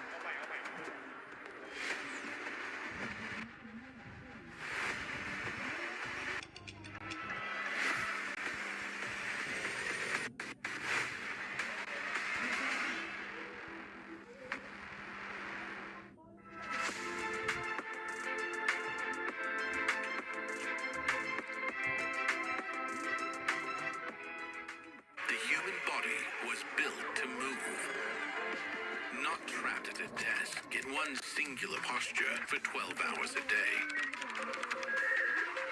It's time your chair evolved. This is Secret Lab Titan Evo. Ergonomically engineered for you, gamers, hybrid workers, artists, backing your every move. What a game, and welcome back to our station. I'm Yuso, and right next to me is Lucifer. Wow, okay, so before we start everything, I must talk about India teams. Alright, so I think that stepping into the finals, they are a little bit struggling, but look at TAG at the first beginning of the game 3. Clear all Buriram United Esports? What are you going to say about that, Lucifer? They needed that initial start to get an idea about the stage itself, because grand finals, come on, it's not that easy. But they have done it. They took down Buriram and almost fully taking down EWC as well. So brilliant stuff coming in from their end, but also have to add on to Loud's consistency coming through. This time AJL might have troubled them, but you can see Loud for Brazil, they're also moving in the direction. And I really like how these teams, on one end India, on the other end Brazil, everybody's trying to take this trophy away from Southeast Asia. Exactly. Okay, so we have Brazil teams here, Loud and Fluxo. They are doing pretty great, right? But what is wrong with Lost? I just keep questioning myself during the 3 games past. Like, what is really wrong with them? Like, I don't really know what is happening to Lost. Like, have you got any idea? I think right as now it's Loud as well as Fluxo. They're the ones who are picking up, and MIB are lost. Unfortunate, they're coming in the mix of that battle and they're unable to pull it off. Hopefully they do something different that works in their favor, but one team that did in their favor to get back what they did in EWC 24 is Falcons, that they want to be a 2-time EWC champion. Great, but what about EVOS? Because they are getting a little slower than during the 3 games away. But I'm really impressed with the final play. We have our last circle, AJAL, Fluxo, and also Team Falcons. And Falcon Pina is definitely on fire. He's played really nice, even in the last circle. Control the game's really nice. We cannot talk about on fire. But he's getting fire, he's back, and I'm really proud of my little boy here. Falcons indeed are getting their fire back in, because they know that they need this trophy once again. They need to become the 2-time. It's not seen yet here. And if they do it at Esports World Cup 2026 Paris, they will be elated. They will have their key right here. That's the reason we're standing right next to the game trophy, along with 3 keys that they could maybe crush and take it home. But again, the reason I say maybe is this is Falcons getting their very first booyah, the second in the overall tournament. So there's a lot that they have to do yet. Yes, and I'm looking forward more to see our teams, because this is unlimited games, right? Reach more to 90 points. Okay, so let's back to our studio, shall we? Thank you very much, Lucifer and Yun So. We are about to hop into game number 4, and it is Bermuda time, back to the origins of Free Fire. And you're right, so far some of these front runners from Thailand and Brazil have been hitting it hard. MIB are lost, nowhere to be found, but hopefully they are going to start showing up, because we don't want to end by game 5 or 6 AJ. We want to double that. We want to go game 12 to make use of the unlimited games available in this grand finals. So let's see if some of the bottom dwellers can deliver us a surprise on Bermuda. I've got my eyes on 2 teams, Loud from Brazil and Team Apex Gaming from India. Like I said, man, they needed the big mustache on the desk so that India can get a little bit more excited. Let's see if or not they take this one all the way. They haven't had a booyah on Bermuda just yet, but I'm hoping this is the first one for TAG Fluxo. In a little bit of a danger zone here. I'm talking about TAG. They're making me a tad bit nervous. Do you drop at Fortunov? It might just happen. TAG, you better win this one out. This is quite the shift, because usually Fluxo prefers to go straight for Mars Electric. I know, right? So this either intentional by Fluxo or TAG have something that we don't know. Thankfully, they're not directly on top of each other, so there's some real estate they can both share in the vicinity. But TAG, they've already lost Womin, Shoto and Sahil Jat. Not really looking too healthy. Shoto in the front, but MT7 coming out on top. And Fluxo again off to a good start. A very callous push there in that situation. Shoto's down, Buchzin as well as Jiu, shot from afar. Didn't really get to see exactly who was that taking the shots up against them, but it doesn't matter. Katie God's on the way out of this sticky situation. And like a cowboy, he's riding away. No sunset, so I guess it doesn't matter. In this context, luckily there's no sunset. Nuh-uh. That will be an early exit for TAG. Hey, don't say that. I was waiting for them to come back. Same, man. I was hoping the same as well, right? And again, that's the concern that I did brought up. Because I was expecting that, you know, the Thai teams, the experienced one, especially those that qualified directly into the grand finals and didn't have to play yesterday, they're going to come in hot, looking for eliminations to get that big lead. And that's exactly what happened in game 1, you know. BRU did that, Twisted Minds did it in game 2, Laos got a booyah. So for the teams from India, this is probably the biggest pressure that they've ever faced. And under all these aggressions from the teams and how fast the lobby has been going, it is going to take a while for them to get used to it, and it better come fast. Yeah, looking at what Fluxo did here, they're definitely going in for the hunt onto Team Apex Gaming. They managed to take down Katie God, but that's not going to give them an extra advantage because the revival was already completed. The squad is on the way back in. So very intentional play, executed to perfection there by the Brazilian Giants. Fluxo getting 4 points off of TAG at the very get-go. Buriram, on the other hand, just 1 point claim so far. They send the UAV out. Can they find more? Well, TAG got lucky for just a little bit because they actually went to peak, and that's why Buriram usually spends a bit more time hanging around. But because Buriram moved to Bimasakti Strip, TAG actually gets a second chance in this lobby. Oh, yeah. Not so lucky, not so sure about Los though, because they're about to run into BRU. Lion beelining towards where the boss is, and there could be some info the Twisted Minds can use, but I don't think they want to fight right now. They want to get those revives. Lion versus one player from the side of Twisted Minds. Bass is going to get caught in a tight little spot here. Joker with the M24, flanking around the right-hand side. Della pushing on forth. Spots out Bass. Joker gets the first shot in. Bass pulls up a good glue wall. He's going to be able to block the shots from Della. Grenade's not going to find him just yet. Bass has got the Drogon in hand. But Joker will RGS him out of the equation. And Troll from up top. SHUL trying to interfere in the situation, but the time turner is going to allow the Lions to pick their buddy up and find that recovery as well. An extra glue wall inside the time turner just in case they break it down. But just no aggression from the side of SHUL just yet with those shots. Limit is going to get tagged up here as well. And it is a battle that I did not expect to see the Thai Giants join. And this is now turning into a three-way fight. And SHUL might be able to get away as Lions now start shooting down the Falcons. Yeah, SHUL is the team that has info on both Falcons and Lion, and that's why they instantly backed off and leave Lion to be the Falcon problem instead of themselves. Limit just got picked back up, so Falcons didn't really have much time to pick themselves into shape. But there's still a trade between Lion and Falcons. Karoro finding Game King. That is the back broken on the Lion side. They no longer have the anchor, and Lion will be forced to split up. Brilliant play, brilliant counter by Falcons. Although they were in a tight little spot there, using the jump pad to see if they can pull away some numbers from that equation, intentionally or unintentionally help the Indian squad of SHUL survive. And the Lions didn't go in for the pressure since Falcons got a couple of numbers off of them as well. Now the Bears still under pressure. This time it's EVOS that finds him. And that's about it. What a turnaround. M1917 gets the knock. Can he get the confirmation? Oh, he gets the double! Can he get a triple? Locked out by the thrill of battle. The flank comes through from the back. Good glue wall. And he gets the elimination. The best, you monster. Absolutely insane play there.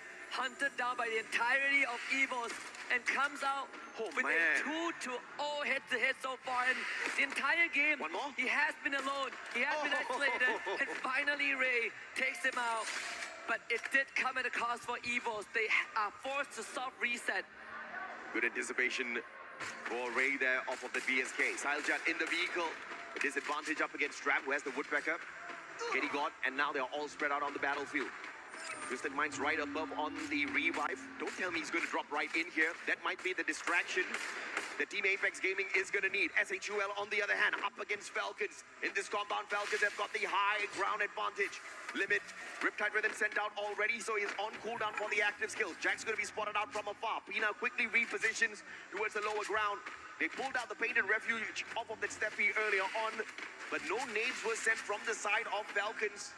So that could be the active wasted. It's a 2v2. Time Turner used a little prematurely. Nice. Pina gets caught out though. That's a big play, and Buddy with the Trogon goes in for the doozy. And the follow-up will put Falcons out of the equation. SHUL Esports still alive. Perfect stuff from Tro with the Car 98. And the cluster to set it up as well, completely scattering the front line of Falcons right into the crosshair of Tro. And TAG on the other hand, you wanted the Indian team to step up, AJ. I think they're granting your wish as they were chasing down isolated members as well. And this could put them in a good spot and give them more games in this finals. With Falcons removed, now it is Twisted Minds and Fluxo's chance to get ahead. Bharat Mata ki Jai. That's the way, baby. But of course, it's not enough. They're still towards the bottom of the leaderboard. If they can climb up consistently, maybe get into the final circle, they stand a good chance. Man, the Bass is just having an unlucky run here in this Bermuda lobby. Tagged up again. Can he pull up a superstar play? This time it's Katie God with the M1970, the double revolvers. Up against the Bass, who does have the SMG in hand. The Bison, deadly. Katie God needs a sharp shot here. The Bass quickly finding the recovery off of the Superman and the backup from afar. Unfortunate. Exposi brought right back in here. Twisted Minds continuously on the revives now. Shoto needs to turn tails and get the heck out of there, because you've got two players on the side of Twisted Minds with a high ground advantage, and Diamond has the VSK. That's it. He tries to get away. Diamond, are you going to miss all of those shots, Shoto? One more. Some luck is keeping him alive, but finally taken down. Took too long for Diamond, but finally sorted that out. Longer than they needed. Exposi, he is running all the way from peak to join his teammates. Vovin is still up, but the vending machine is so far away at Mill. I think that's where he's heading. We saw the Dinoculus being used earlier on, but it also could be from AJL to make sure that there's no team coming in from the eastern side. Yeah. SAUL have been duking it off with BRU for quite some time. Let's see if Bunny can come out on top. The blue wall all go down at the same time. Is Bunny against the captain and Jonah Besson. Man, I mean, Jonah's a monster always, but in that situation, he was definitely outnumbered. The rest of the players from the side of Buriram is having the crosshairs on him from afar. Moshi spotting out Jack as well, but Jack, with the Valiant Dash, will be able to put a little bit of a distance between himself as well as the super sniper of Buriram. But the rest of the SHUL players are not out of the woods just yet. Spotted out by Buriram, Jonah, as well as Get High XL out in the open. Troll has got the Car 98 and the BSK. Oh no. The quick scopes will get him absolutely nothing. Perfect defense off of Buriram. On the opposite end, we've got Loud bumping into Evos. And he doesn't see Jonah with a stealth Lion? so that could be dangerous. Evos here. Is it another three-way fight? If it is, could even be a four-way, Husky. RRQ joins it. You call it. There you go. With the snipe onto BZP, Apex is going to try and capitalize on this, but he's going to be pinned down in this warehouse as well. If Lion pushes this, it is going to be bad news for Evos. Yeah, good recovery for Loud here. Just quickly going on to the Troll, making sure RRQ does not get those easy shots. And assisted by Evos from down the bottom as well, who lay out all of those glue wall melters. They call out the Painted Refuge from Steffi, protecting them from any nades that will be tossed up onto the roof. So that's a brilliant defense here by Loud. That ice grenade's not going to do anything to them. Dragon Freeze will not scratch them at all. But the Painted Refuge used up already. They all get tagged up by the Moko. Evos knows exactly where they are. All thanks to the Lightning Zone as well. And Loud has got nowhere to go. And they're actually trapped on this roof. But the good news is that it is right in the center of the circle, so they still have some time to plan their escape route if needed, or at least just hold here and wait for the other teams to take themselves out. One more. Apex under pressure, trap, clear vision of him. BRU crippled, unfortunately, as they actually lost the fight against SAUL off screen. So Moshi will have to backtrack from where he came from. The two Indian teams are still alive, so I'm a happy man. Buriram on the other hand. Rough round here. Moshi. Uh-oh. Could just see the end here, Nameless. I don't know if he knows. Cypher should check this. Flanking around, Cypher spots him. Moshi is not going to survive this one. Buriram taken out. Their banner burned out of the skies. Fantastic start. Just no great follow-up from your three-time world champs. 0 placement points again, AJ. Another early exit. Twisted Mind challenging TAG and Exposy. I mean, so far the pass has been hot and he's continued to be hot. Rushes into the field. They lose 2, but same as TAG, can move it, pull this back. They've already lost their star Shoto. So it all comes down to Wubin as the huge to make some magic happen. Gonna try to go into the other side of the building, out the window. Wubin needs some distance to reconvene with his teammates. Oh man, the guy had no glue walls. He almost got shot in the back. But thanks to his lucky stars, I'm very sure they're aligned for the team perfectly right now. Looks so. But luck is about to run out for TAG. They do not have the resources needed to survive this final circle, and they don't have the number of players on their side as well. Will luck be on their side? A riptide rhythm from another squad, giving the opener here. SAQL losing lives one after the other as well on the opposite end. And the four-way fight still has Loud alive and kicking up on top. They are holding on so well. So much medkits and glue wall to work with. They've weathered the storm for now, so RQ is going to be their next problem, but at least they have the warehouse to drop into if needed. Wow. Fluxstone did bail TAG out from the jaws of Twisted Minds for a while, but now TAG will have to somehow get out of this with minimal resource. SHUL, although they survived long enough into the 12th-minute mark, placement points-wise, they don't really get anything much off of this lobby at all. Team Apex Gaming with 2 final survivors, a double caught on the outside. Twisted Minds hopping on in. And they find a quick recovery before perhaps taking the fight up against Team Apex Gaming. They just need to knock on that door slightly and they'll be able to get 2 free points, unless, of course, Wolvin and Sile Judge show us some miracle, because they have no glue walls to play around with. They'll just have to take a straightforward gunfight. The Lion just wiped out 3 out of the 4 Fluxo members too, as they were going on the cross. The high ground advantage was too good for Lion to pass up, and now Tahiti is going to get absolutely ran through by the bars. They should spell the end of TAG and get out into the blue. Woven actually finds that revive on the KD God to extend their lifeline, and he's on the MC7. Woven though loses the fight, but MC7 did eventually perish to the blue. Yeah, Woven did manage to collect that elimination off of him. Brilliant play, but of course Team Apex Gaming, that's going to be their consolation prize. They survived definitely much longer, but elimination points-wise, that's exactly where we see the big improvement coming through from the squad. But they need way more than that to climb a leaderboard in a massive lobby like this. Not their fault at all. On the survival stage, you didn't have these big boys. You didn't have these monsters prowling around. It's a tough lobby to say the least. Lions now rotating away from Twisted Minds. Fluxo versus RRQ, the big fight. Dude still alive and kicking, but lost. Doing a number on them, spotting out Rams. Circling around the glue wall, will get clapped by the thrill of battle, and the A124 does RRQ in. The sniper of RRQ can't do much in this situation, tries to run away, prevented by Rigby. Easy points for MIBR, and that's the 4 that they pick up in this lobby. Good stuff. MIBR needed an intervention. They needed a way back into this finals, and I think they found that opening. Now it's about converting that into more. Lau still holding on strong. The next circle, let's see if it decides whether Lau gets to stay. Nope, out into the open we go. AJL, they are primary position to vulture all of these points from afar. And if AJL gets this booyah, they are going to be so close to 90 points. How long has Loud stayed on this roof? They have played their defense perfectly. Nobody has been able to punish them. Nobody has been able to kick them off. Now the blue zone will finally do the job, removing the Brazilian squad off of that roof. But the question is, how will they make their move in towards the next circle? Now Lightning Zone has been called out. It is not AJL's bold maker. Potentially from MIBR, as they are looking to make their way a long journey towards the next zone. Glue wall melters laid out here by AJL. General's going to be in a lot of trouble, but the shots, the cover from Yago allows him to make the quick rotation round, and MIBR still safe. The only way to really make this competitive is for Lost to get that booyah somehow. Allow wiping out Twisted Minds members. BZP hanging on by a thread. Now top back up. That's the quad and the 5th for BZP. Nix comes in as well. But Lion shows up and Della leads the charge. Games King also winning out his one against Guaksha.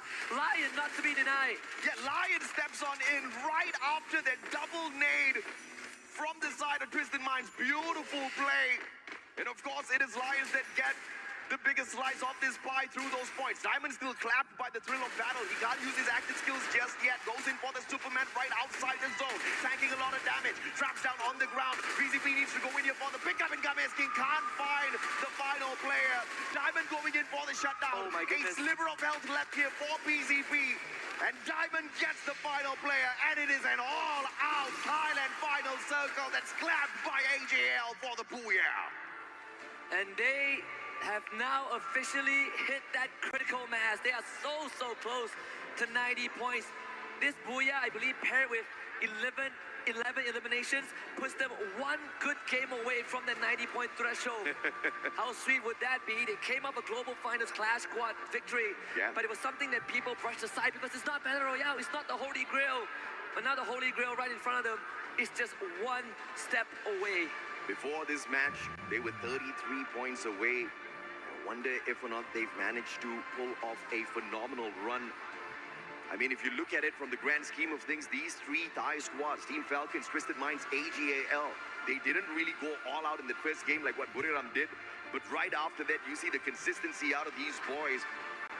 And Falcons and Twisted Minds already with their Booyah earlier, and AGAL just picking one up for themselves as well. So if you look at it from the grand scheme of things, Southeast Asia doing phenomenally well out there. This has to feel like deja vu for BRU. This was exactly what happened back in Riyadh in 2025. Get a hot start on Bermuda in game one, and then absolute silence. And it has happened 2 rounds in a row.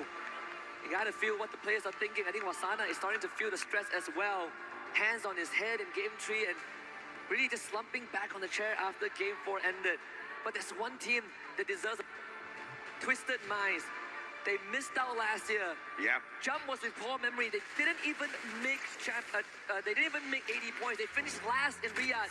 He joined Twisted Minds, and now they are here, and they're ever so close. Absolutely. But are they close enough to the consistency of AGAL? They have been dominating Clash Squad, and they have also been ripping away massive points in whichever Battle Royale lobby they hop on into.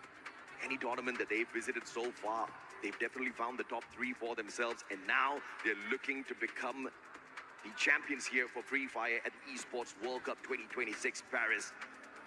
And they're not too far away from doing exactly that. 90 points, that's our match point target. And right now, they may just be, like you said, 1 game away. Yeah, 1 game away from 90. And if everything goes according to plan for AJL, Game 6 is where they lift that trophy. It would be a fast finals. I mean, not that we've not seen it. We saw it back in spring when Team Secret walked away with 4 consecutive Booyahs, but AGAL has such a good run so far. But again, we did highlight Twisted Minds earlier on, and now we have them on stage. Let's hear what they have to say. Welcome back to the main stage. My name is Barney Banks, and I've got Exposy here from Twisted Minds, playing absolutely out of their skin at this point. Exposy, I want to just quickly ask you, if we look back to groups, you guys would play relatively slowly and you would gain momentum throughout the day, and then obviously you'd end on a high, obviously winning your group. However, today you've come out really aggressive. Was that always the plan? ก็คำถามแรกนะฮะถ้าเกิดมองย้อนไปตอนกรุ๊ปสเตจเนี่ยฮะตอนนั้นเราเล่นกันแบบว่าค่อยๆไปเรื่อยๆแบบว่าไต่ขึ้นไปเรื่อยๆแบบเงียบๆจนสุดท้ายแล้วเนี่ยเราจบที่1ของกรุ๊ปสเตจเลยนะฮะแต่ว่าพอมารอบแกรนด์ไฟนอลเนี่ยฮะพวกเราฟอร์มของพวกเราออกไปทางร้อนแรงแล้วก็เอ็กซ์เซสซีฟค่อนข้างมากเลยเป็นยังไงบ้างฮะตอนนี้ก็ดีครับทีมได้ปั่นจักรยานไปหอไอเฟลครับก็เลยเล่นดีครับ Yeah, actually like the reason behind like our aggressive style is like because we got a chance to like ride a bicycle to the Eiffel Tower, so we have a lot of energy to play today. Because you rode a bicycle to the Eiffel Tower. That's pretty cool. Let's talk about the current situation that you're in right now on the leaderboard, okay? You're from one of the strongest regions coming into this, alongside the likes of Falcons, AGAL, yourselves as well, and of course, Buriram United Esports. How does it feel right now to be sitting, towards the top of the leaderboard, almost leading the charge? ก็ถ้าเกิดมองไปที่ลีดเดอร์บอร์ดตอนนี้นะฮะเทียบกับสกอร์ของทีมที่มาจากรีเจียนเรานะฮะไม่ว่าจะเป็นว่าฟอลคอนนะฮะบุรีรัมย์หรือไม่ก็ทีมอื่นทวิสเต็ดมายหรือว่าอื่นๆก็ตามนะฮะคะแนนของเราตอนนี้เนี่ยค่อนข้างโดดออกไปทีเดียวแล้วก็ตอนค่อนข้างสูงแล้วก็เกือบถึง90แล้วนะฮะรู้สึกไงบ้างครับก็รู้สึกดีแล้วครับทีมเล่นดีก็ฝากคนไทยเชียร์เยอะนะครับ Yeah, I'm very happy and very satisfied from for the result of our performance, and hopefully like all the Thai fans and everyone around the world keep supporting them to the end. Well, finally, before I let you go, I just want to ask you what it would mean to you and your teammates and, of course, your community watching to lift this incredible trophy that you see before you. คำถามสุดท้ายนะฮะก็รู้สึกไงบ้างฮะแล้วก็คิดว่าแฟนๆจะรู้สึกไงบ้างในนาทีที่เราได้ยกถ้วยรางวัลนี้ขึ้นมาฮะ ก็ดีใจครับซ้อมมาเหนื่อยก็ถ้าทำได้ก็ดีครับ Yeah, very happy like because like we're going so hard for this year, like we're giving everything we got, and hopefully we can finally lift the trophy. Okay, well, yeah, it shows. You guys are trying extremely hard. It shows. Congratulations on where you're on the leaderboard. If you guys lift that trophy, I'll ride a bicycle with you guys to the Eiffel Tower. And so with that being said, we're going to head back over to the studio before we come back with some more free fire action, baby.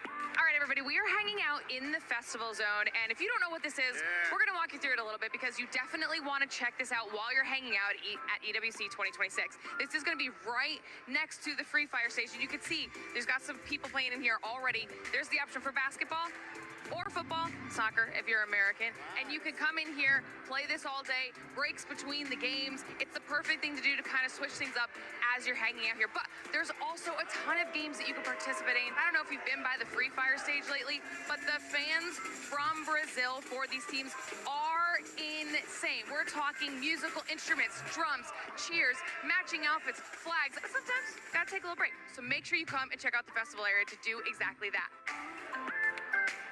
Another very helpful thing to check out while you're here at EWC 2026 is, of course, the venue map. Now, might sound a little bit simple, but I'm going to walk you through why this is going to be so helpful. This is how you're going to be able to navigate the entire location, and you'll be able to keep track of how everything is going. It's going to be one of your best resources here at EWC 2026, so make sure you check it out. This is one of the games that you can play here at EWC 2026. This is your opportunity to potentially win some EWC 26 merch or even tickets to one of the events. All you have to do is come on over, take a spin on the wheel, and if you hit the right number, you could be going home with some pretty cool prizes.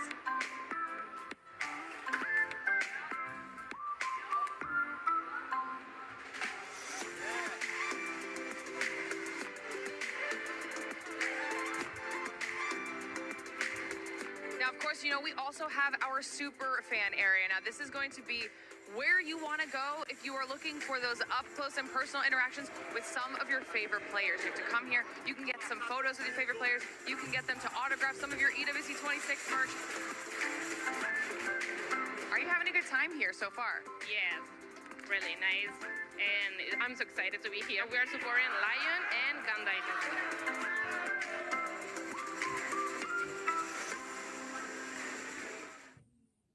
Seeing glitter spinning that wheel reminds me of what's going on right now with that leaderboard from last time that you saw us. That leaderboard has been spinning because at one point it was Buriram. That's not the case anymore. This is starting to look like 2025 Buriram. 2025 indeed. They came out of the gates running last year, and it looks like, you know, they were going to be the leaders of the pack, but then unfortunately something happened to them and they ended up in 9th place. And we're kind of seeing the same happen today. So is it a little bit of a jinx or a turn of events? Who knows? But look, obviously we talk about these teams and everybody's sort of wanting that prize, wanting that, and they definitely have what it takes to get back up to the top of the leaderboard. But right now we're just having deja vu. Yeah, I do agree. I mean, it's really difficult right now because they're the ones left out of the Thailand teams who's grabbing those booyahs. Like 3 out of 4 that is in grand finals right now is already taking that big B, and Brim United is not getting it. But they did have a massive game number 1. But then again, if we're talking about the Thailand team, we also have AGAL. I mean, that booyah and those consistency. Game 1, 2, 4, they keep getting 11 elimination points. And I think that is the goal today. They're going to go aggressive, and they are surely locking up the points with that extra booyah they just had on Game 4. Yeah, I wouldn't be surprised if we actually end up seeing them in that first place, whenever we end up seeing the overall. But for everybody currently watching at home, even if your team is not performing that well, it's okay. Just logging into Free Fire and make sure you get some of the sweet in-game rewards, because there's a bunch. I mean, you can kind of see them on the screen right now. Honestly, I want that EWC bat right there. Just support your local team, claim your rewards, and I mean, I can hear it from the back too. Everybody wants a bat. Can we actually get one? Because I would love to have one. Yeah, in the when we do. What is the jersey? The jersey was a question mark too. A question mark is currently what the Indian teams are having above their head, because it's not looking like what we saw yesterday from Survival. Yes, I am so sad actually, because I am here to represent Lucifer, who is now at the casting desk. But again, I mean, they do have some opportunities, because we all saw what happened on the previous match where Buriram got taken out by Tag. They came out with a vengeance from being eliminated early on the previous game to taking out the biggest threat. And of course, we also saw how S8UL eliminated Falcon right on the previous game. So they do have what it takes. It's just that somehow the consistency when it comes to getting those points, now that is questionable. It's the rotation that I think they might have to reconsider again. We talked about yesterday about the mentality of some of these squads. Maybe this is what the Indian teams need, Neptune. Taking those big fights against the top dogs little by little. And the thing right now, with the way that the leaderboard is set, whenever we get a chance to end up seeing it, you'll see how compact everything is as well. Oh, one thing that hopefully doesn't happen for them, despite of them taking down big dogs, is that ego. The ego we're in, yes, they're confident already to take down one, but faltered the next match. And that is what happened for Team Apex Gaming. Because yes, they did get one team earlier on a match of 3, but in match 4, it's Fluxo who did take them down. Yes, I mean, Tag were amazing. They were a beast on the survival stage. I still remember correctly on Game 3 where Shoto had 4 elimination on his own and 1,966 damage points with 7 assists. But looking at the overall ranking finals, this is interesting, 7. It is interesting. Team Falcons, a team that's currently challenging as well for the club championship, does have a booyah. Just keep that in mind, because right now the top 4 teams, all of them do have a booyah. Whenever we reach that 90-point threshold, the way that you'll have to be able to win it is going to be with a booyah. I must say that this is going rather quick, Lace. I mean, we have 70 points already from AGAL. Yeah, and look, we're talking about booyahs, and who doesn't have one yet? Fluxo, okay? Look, the rise to the top 4 in match 3 is exactly what we expect from this team. I mean, the aggressive fights, the adaptability. There was a part where they had Falcons on height of bridge and then AGL on the south of them. But however they did that, they maintained composure and defense in that situation. Did they get the booyah? Obviously not, it's not on there. But it was an impressive game from them to be able to move from their position that they were in to get that second place in the third match. And match 4, you know, they did prioritize early eliminations, which did sort of put them into that 4th place position, with only Falcons like having 1 more point than them. So this is what we expect from Fluxo, but it is the consistency that we don't tend to see from them. It's just they get the big games in, and that's how they're maintaining their points. That is so brave of you to say, because we're standing right behind the supporters right now. But one thing that I can also say is that at least they're doing better than my Indonesian teams, okay? Because as we all see, EFOS and Arkaryuk are having quite a hard time. They only have 41 and 36 points overall now without any booyah. So I'm just hoping and praying, because like I said before, they are booked and busy on the previous matches. They somehow had the worst positioning of all time. This is just not their day. Yeah, I do agree, especially in that moment where Ma could have survived, like trying his best, but unfortunately, like he was just caught off guard. And that has been the same situation even in the regionals in Southeast Asia. So I thought he did manage to pull out of that because there were some instances where even in a shotgun, he can battle it out. He can duke it out against a 1v1 or 1v2, but that is a different mode, a Clash Squad. In Battle Royale, I think they are just going back to their usual ways, and it's not working. And Neptune, talking about the next map coming up, Nextera. I mean, we usually end up looking at some skills. We end up seeing some crazy stuff. What are you specifically going to be looking at for Nextera? Oh, this is where the teams will be farming all those eliminations. Because despite of this is similar to the size of, say, Purgatory or Bermuda, we are seeing a lot of compounds in here. Most of the compounds is a hiding spot for those who's trying to survive, as well as the vending machine available. So this is where, in most cases in tournament, we get to see a lot of revives and then a lot of elimination as well. Now the question is, who's doing the farming and who's getting farmed? Because right now, like I said, I am hoping and praying for our Indian teams because they do have what it takes. We all seen that happening on the survival stage, but somehow right now they just have to shake off those final jitters, I think, because it even looked good for SAUL for that one moment, but then what happened?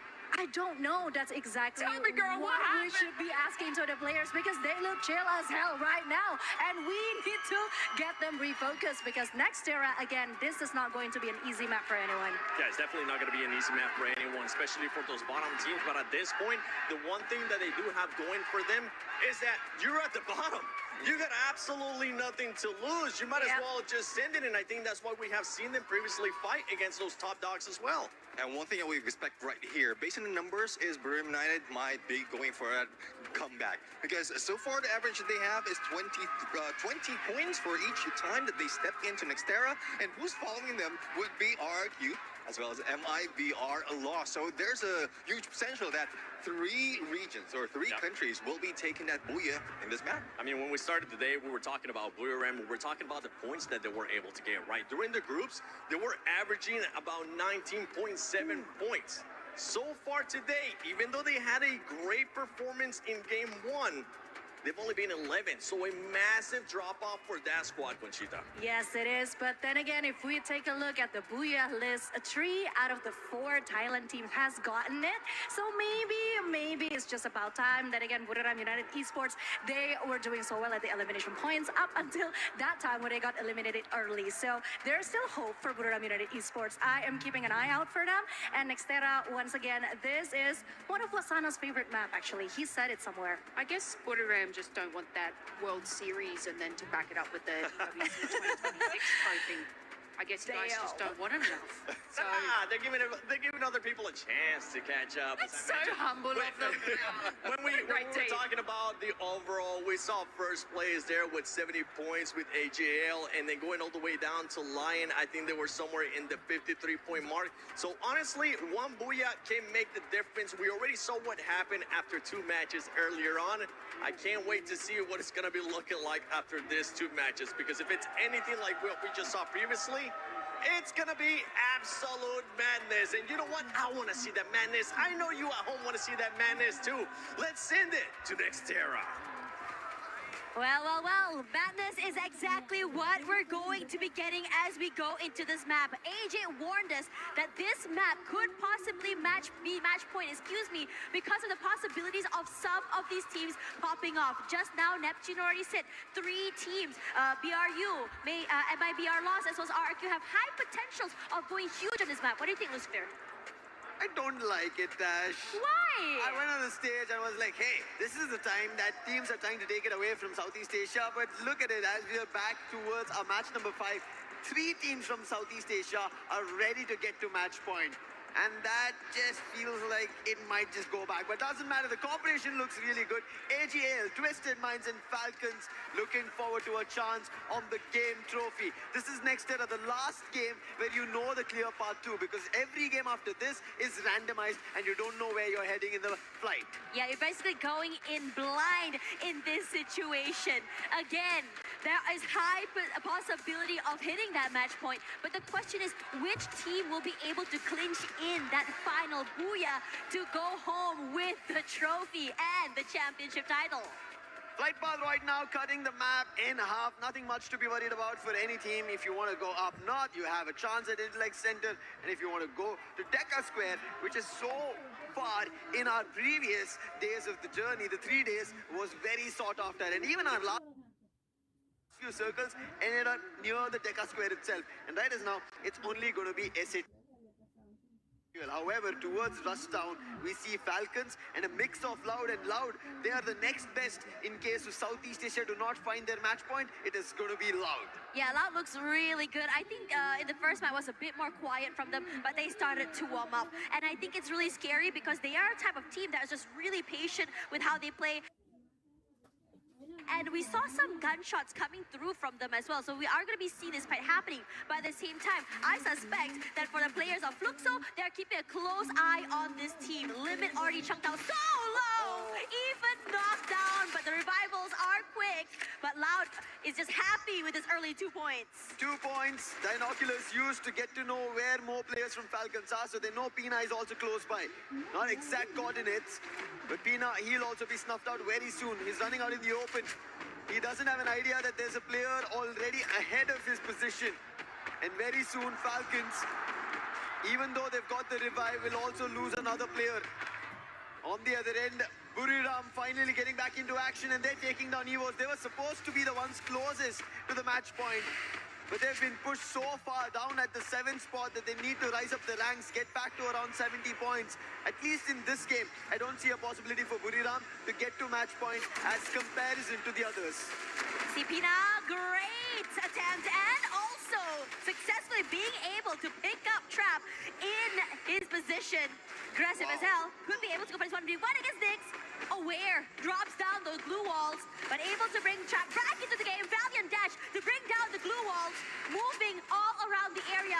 The lack of info keeps Pina at bay, but On Fire is here to provide some form of support. But Fluxo in the wings wants to join the fight, but before that could happen, Pina gets another elimination in the bag. It was stolen. Fluxo, they're the ones who made a close-by attempt here.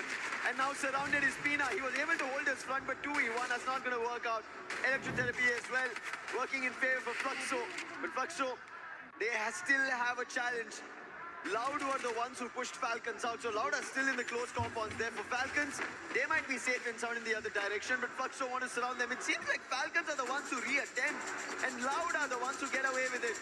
UAV being used, information will be relayed, and Fluxo, they will again reattempt and take down Falcons. On Fire's footsteps will be heard, but Sid will give a call, Bob, on the top to see if anybody exits in the nearby compound, and then they both again in a 2v1 might look forward to a second elimination on Falcons. Now On Fire is very capable of winning in 2v1s, but over on this side of the map here, Rand's in trouble as AGAL completely overwhelmed and swarm. Great work coming for this team. Positions all noted. No one is truly safe in this area. And now, wants to jump off from this site is looking scary. Attempts coming through here from SAUL. Jack on the other side of the glue wall somehow will go down as AGL so meticulous with how exactly they take these fights. SAUL needed to win this if they wanted to deny AGAL the match point. And with that not happening and AGAL getting the eliminations, they will now slowly get closer towards match point, and they need only 20. And if they activate match point here, meaning match number 6 is where they just need a booyah and they will close this entire Esports World Cup 2026 for Free Fire. As Loud just now as well, looking really good on how they played this area. And I have to say, those early fights were really good. Loud knowing when exactly to let go and leave as soon as a third party came is the reason why they're able to have these really deep runs and survive till the end. AGL, they would want to be the ones who survived till the very end, grab as many points as they want. 4 eliminations right now, and right in front is going to be Loud. The team, not from their region, but the challengers as best. They've been showing consistency from the very first game. Got the booyah in the beginning itself, but it's not been a case where they continuously get a lot in terms of eliminations, whereas AGL, they've been better in consistency and just secured a booyah in the previous game. And AGL, all gamers global. What a global title for themselves. They won it in Clash Squad, and now they want a Battle Royale, and Nyx is down. Cypher, oh no, A counter knock coming through. That's in from Loud. The challenge for a 1v1 is only for a knock. No confirmations, but Dew has been found out, so that's going to be trapped. More falling. Cypher as well. Loud are not taking this easily. They instantly want to challenge. Nice hit coming with the throwable. Cypher is still brought back to life. Chrono being used. Cypher might have bashed himself, but BZP with the melter. He's surrounded, gets one. But Cypher will be happy that Nameless brought him back to life and BZP out. AJL still functioning. However, Nyx is the only one floating above because Strap just got taken down. So troubles and problems for Loud. AJL looking very aggressive here, but we also are seeing Twisted Minds join in on the fight. Two members from the team knocked out already, quickly taken away. And Cypher is limping right now. Forced to hide in a corner, forced to just really keep quiet and keep his head down. If he wants to be able, just go for that reset. Regardless, the rest of Twisted Minds not really interested in going in for this hunt, rather prioritizing survivability and positions later. But as for this side of the map here, Fluxo head toe-to-toe up against the Falcons. Fluxo, W7M. Their fans have been non-stop on the drums, chanting their names. And now they need to get to that position. Taking down Falcons will give them massive points and deny Falcons from getting towards match point. Melta was already used. So the aggression still continues. While we take a look at the circle, which is about to make its own shift, to bring its own gameplay and a push where teams will not be ready for. And what a quick shift it's been. A drastic one, moved to the complete eastern edge, leaving only almost Twisted Minds at the center of it, and it seems like the whole ploy is being towards Twisted Minds, maybe being the champions as well.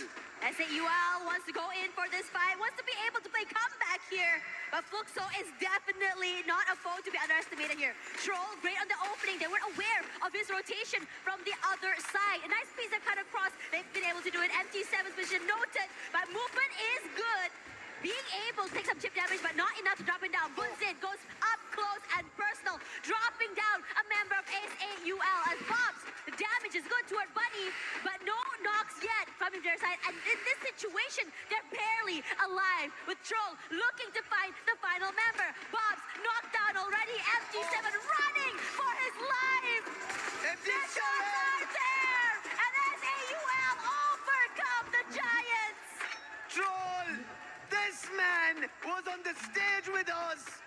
4 eliminations, and SATL Esports take down another runner on this title, making sure their attempt is back again. Next era, this map, this matchup is going to be crucial for every team that's making a comeback.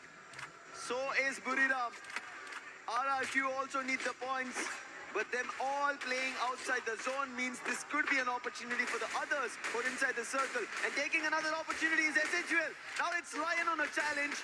Noors down, Jack as well taken down over there. Della, he's the one who made the hit. Games Kings knocked, and for the time being, quickly Della to recover and patch himself. Puts glue walls in the container. And Noor wanting to help his teammates, but he's going to be surrounded, and he'll also be knocked. Completely overwhelmed. Lion doing great with the timing, and they've been very, very opportunistic throughout the entirety of today. And now, in this situation, a little bit more further out of the zone, but they do have the opportunity to get into the area, since the area on the northern side is fairly empty. The only team standing between them is just TAG. Team Apex Gaming. We just saw what SATL were able to do, but both SATL and Team Apex Gaming are sharing the position on the overall ranking. Not great. However, Jack trying to make it better. Spots limit, but damage being done by Jack as well. While on the other end, front runners is what we were talking about. AGL are on the top of it. Cypher gates by Rigby. M590 to do the damage. Confirmation also to follow through. Nameless trying to hammer MIPL loss, and then successful blows being landed. Nameless now covering the outer fronts. Ravan, after he's losing his teammates, wants to make a run, go for a revive. But even Rigby, he will not deny on this challenge. He will try to stand for it. It will not work out, as AGL will have MIPL loss surrounded and swept out. Yeesh! Talk about a team that's just really walking in the around the area, just sweeping it. Looking really good right now as we look at the entirety of the circle. Majority of it, at least the best positions, in my opinion, have been completely taken over here. EVOS on the western side, Twisted Minds and Loud sharing that southern side as well. Now, I'm just waiting for these two to just really duke it out because we all know how bloody it can be. Binoculars were used, so information's being relayed on either end. Twisted Minds, we spoke about it. AGL might be at the top, a team from Thailand, but Twisted Minds, they were a team that nobody had to bat an eye on. Nobody thought that they're going to be, because AGL's there, Buriram's there, Falcons is there from the region, but Twisted Minds, they're twisting players, hands and legs to make it happen. SATUL also trying that similar approach. They did battle against Falcons, but now Pina running, ring around the poses to try and see if there's a chance. He runs away from Bunny, but will be spotted. Pina still going for a 1v1 and no workout. It's going to be a max 7 end for him. And SATUL Esports secured their 13th elimination. This is a different look coming from SAUL. Yes, there are moments of brilliance, but this is the capability of what they're able to do. Riding high on that momentum, being able to take out the Giants. And now they continue on here. Northern side, they have the compound and space. And if you were to look at the zone right now, the southern side is about to get hectic. A majority of teams rotating through. Looking at the areas as well, for AGAL, I would say this is one of their best ones. 10 eliminations, not too far there. As the Falcons and SAUL each are getting completely destroyed in their own compounds and areas. AGL, two different teams in front of them, Twisted Minds as well as Loud. But Buriram, they have only one, that's going to be RRQ. Get High is out. Problem striking, Dutch confirms, Rans as well. And Vasana trying to bring Buriram back. He will be put to his knees. Dutch will be recovered because Rans is closer. Buriram having a teammate, Jonah, who gets closer.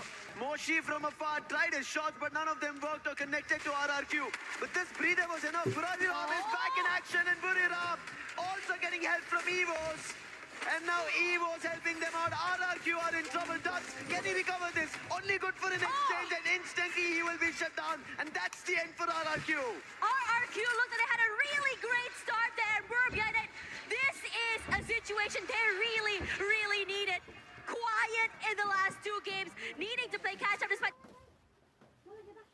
great start. As for SAUL, Bunny getting knocked down by Lion, making sure that they dot their I's and cross their T's, and even going for more. EVOS is now pressured since Lion does have a high ground advantage. All gamers global now making a rush towards Loud. Already a casualty over there. Can they confirm the elimination? No, Loud managed to recover, but the push is still there. And helping out was Twisted Minds, and in an instant, Loud wanted to get out, and all they get out is out of the game into the lobby. Loud Snickers. They were almost consistent, but with only 4 points in this game, nothing much, but more points coming in for Buriram United Esports, as Twisted Minds did help out over there to AGL. Now they have their own concerns. Yeah, they're on top side here. They are safe for the time being. When they found Limit, they knock him down. As for EVOS, wants to wrestle away this space away from Lion. But they're just getting knocked out. Their space just running out. Della waiting in the wings. His teammates shepherding the players of EVOS toward him. A beautiful nade takes out Abax. Russia gets knocked down as well. And a quad for Lion. Joker going huge in this particular round. EVOS eliminated. Joker! Already Lion has 26 eliminations in total, and now they've spotted Twisted Minds. A knock was dealt, and that's the warning coming in from Lions, because they're going to be the beasts of next era. Falcons Keroro trying to close the distance between Buriram as well as Twisted Minds, but he only read that there was players on the roof, not inside the compound. And Keroro, if he jumps in, it's going to be trouble, but trouble already for AGL right behind the bus. Riptide Rhythm, Flash Freeze all being used, and Lion are peppering them with bullets, and Twisted Minds are dropping nails after nails to trouble AGL. Yeah, AGL, terrible position to be in. Not a lot of space either, and they're completely crunched from multiple angles, above or below. They are gonna get chunked down here. And Lion, a lot of space to work with, but this circle shift is about to get interesting. Yes, Europe United and Twisted Minds has a little bit more space, मैले getting गरिदिन्छु knocked कि down here, should be able to have picked up. And AGL looking to rally back. Lion quickly recovered. Thankfully, they did not lose their sniper. AGL, however, Nameless gets hit. But there is a chance. Glue wall and recovery. This is just the back and forth. Now Exposy finds on Joker. Will be a quick recovery, but Exposy, can he find another? Nice monster truck being brought down. Blocking vision for the time being. Joker trying to find an angle. It's not possible for the time being. But Lion, if they pull this off, 27 eliminations already. We were talking about records. They might be getting closer. Aurora was the last time who managed to get closer to it. But they did not close it out. And all Lion are doing is knock after knock after knock. We have to see when do teams manage to not able to rise up. No revives. And finally it seems like AGL have had enough. They make a rush. They are forced to take this fight as well. AGL, a bad situation turned into a good one. Desperation turned into a win. They have the space right now, looking to overwhelm the players of Buram United. And this is huge. Really stop Buram United in their tracks. Continue their silent run throughout the last few maps. Buram United, their backs out in the open. Lion take full advantage of this. Wasana knocked down. Well, get high, barely alive. But they're holding on for twist for life. As the AGL members also are in trouble. Trouble is not stopping. Cypher managed to jump, but he'll still be picked off. That's going to be the Twisted Minds, and AGL are out. Comes down to the last two teams. Lion and Twisted Minds. Twisted Minds are getting closer towards the match point, but Lion have a race to reach. Opening yet to be found. Games King was knocked, but that's not going to be enough. Twisted Minds now rotating, trying to climb up the hill, but Joker at the angle. He puts jump down, needs a confirmation, and that's when the numbers will change. And this is really interesting because both these teams, we haven't seen a very healthy fight in a while here. Joker decides to move away here. Both players, both teams looking to prioritize positioning. They know exactly what the Twisted Minds players are. And Lion wants to try and take away that space. But it's a high climb, playing this angle where Twisted Minds have all the advantage. Dive into the high ground, and even those snipers, it's going to be really hard to really challenge this space. Riptide Rhythm being used, but he'll not be troubled. On the other end, Diamond will be, because Joker came up close, putting the player on the roof down, and now look at this, Lion closing in, because they know the zone's closing out Twisted Minds. Della as well close by. They need the confirmation. Twisted Minds have lost the player. Games King finds the boss. More falling through. Jump is down. One last player, and Lion, they roar. They get the booyah, and they take and break everything on Next Terra. Next Terra was said to be a map for other teams. From a bad situation to a good one, disadvantages upon disadvantages, and turned into advantages. Go Subdi. And Lion, they do it. The beasts of Next Terra making a comeback in the grand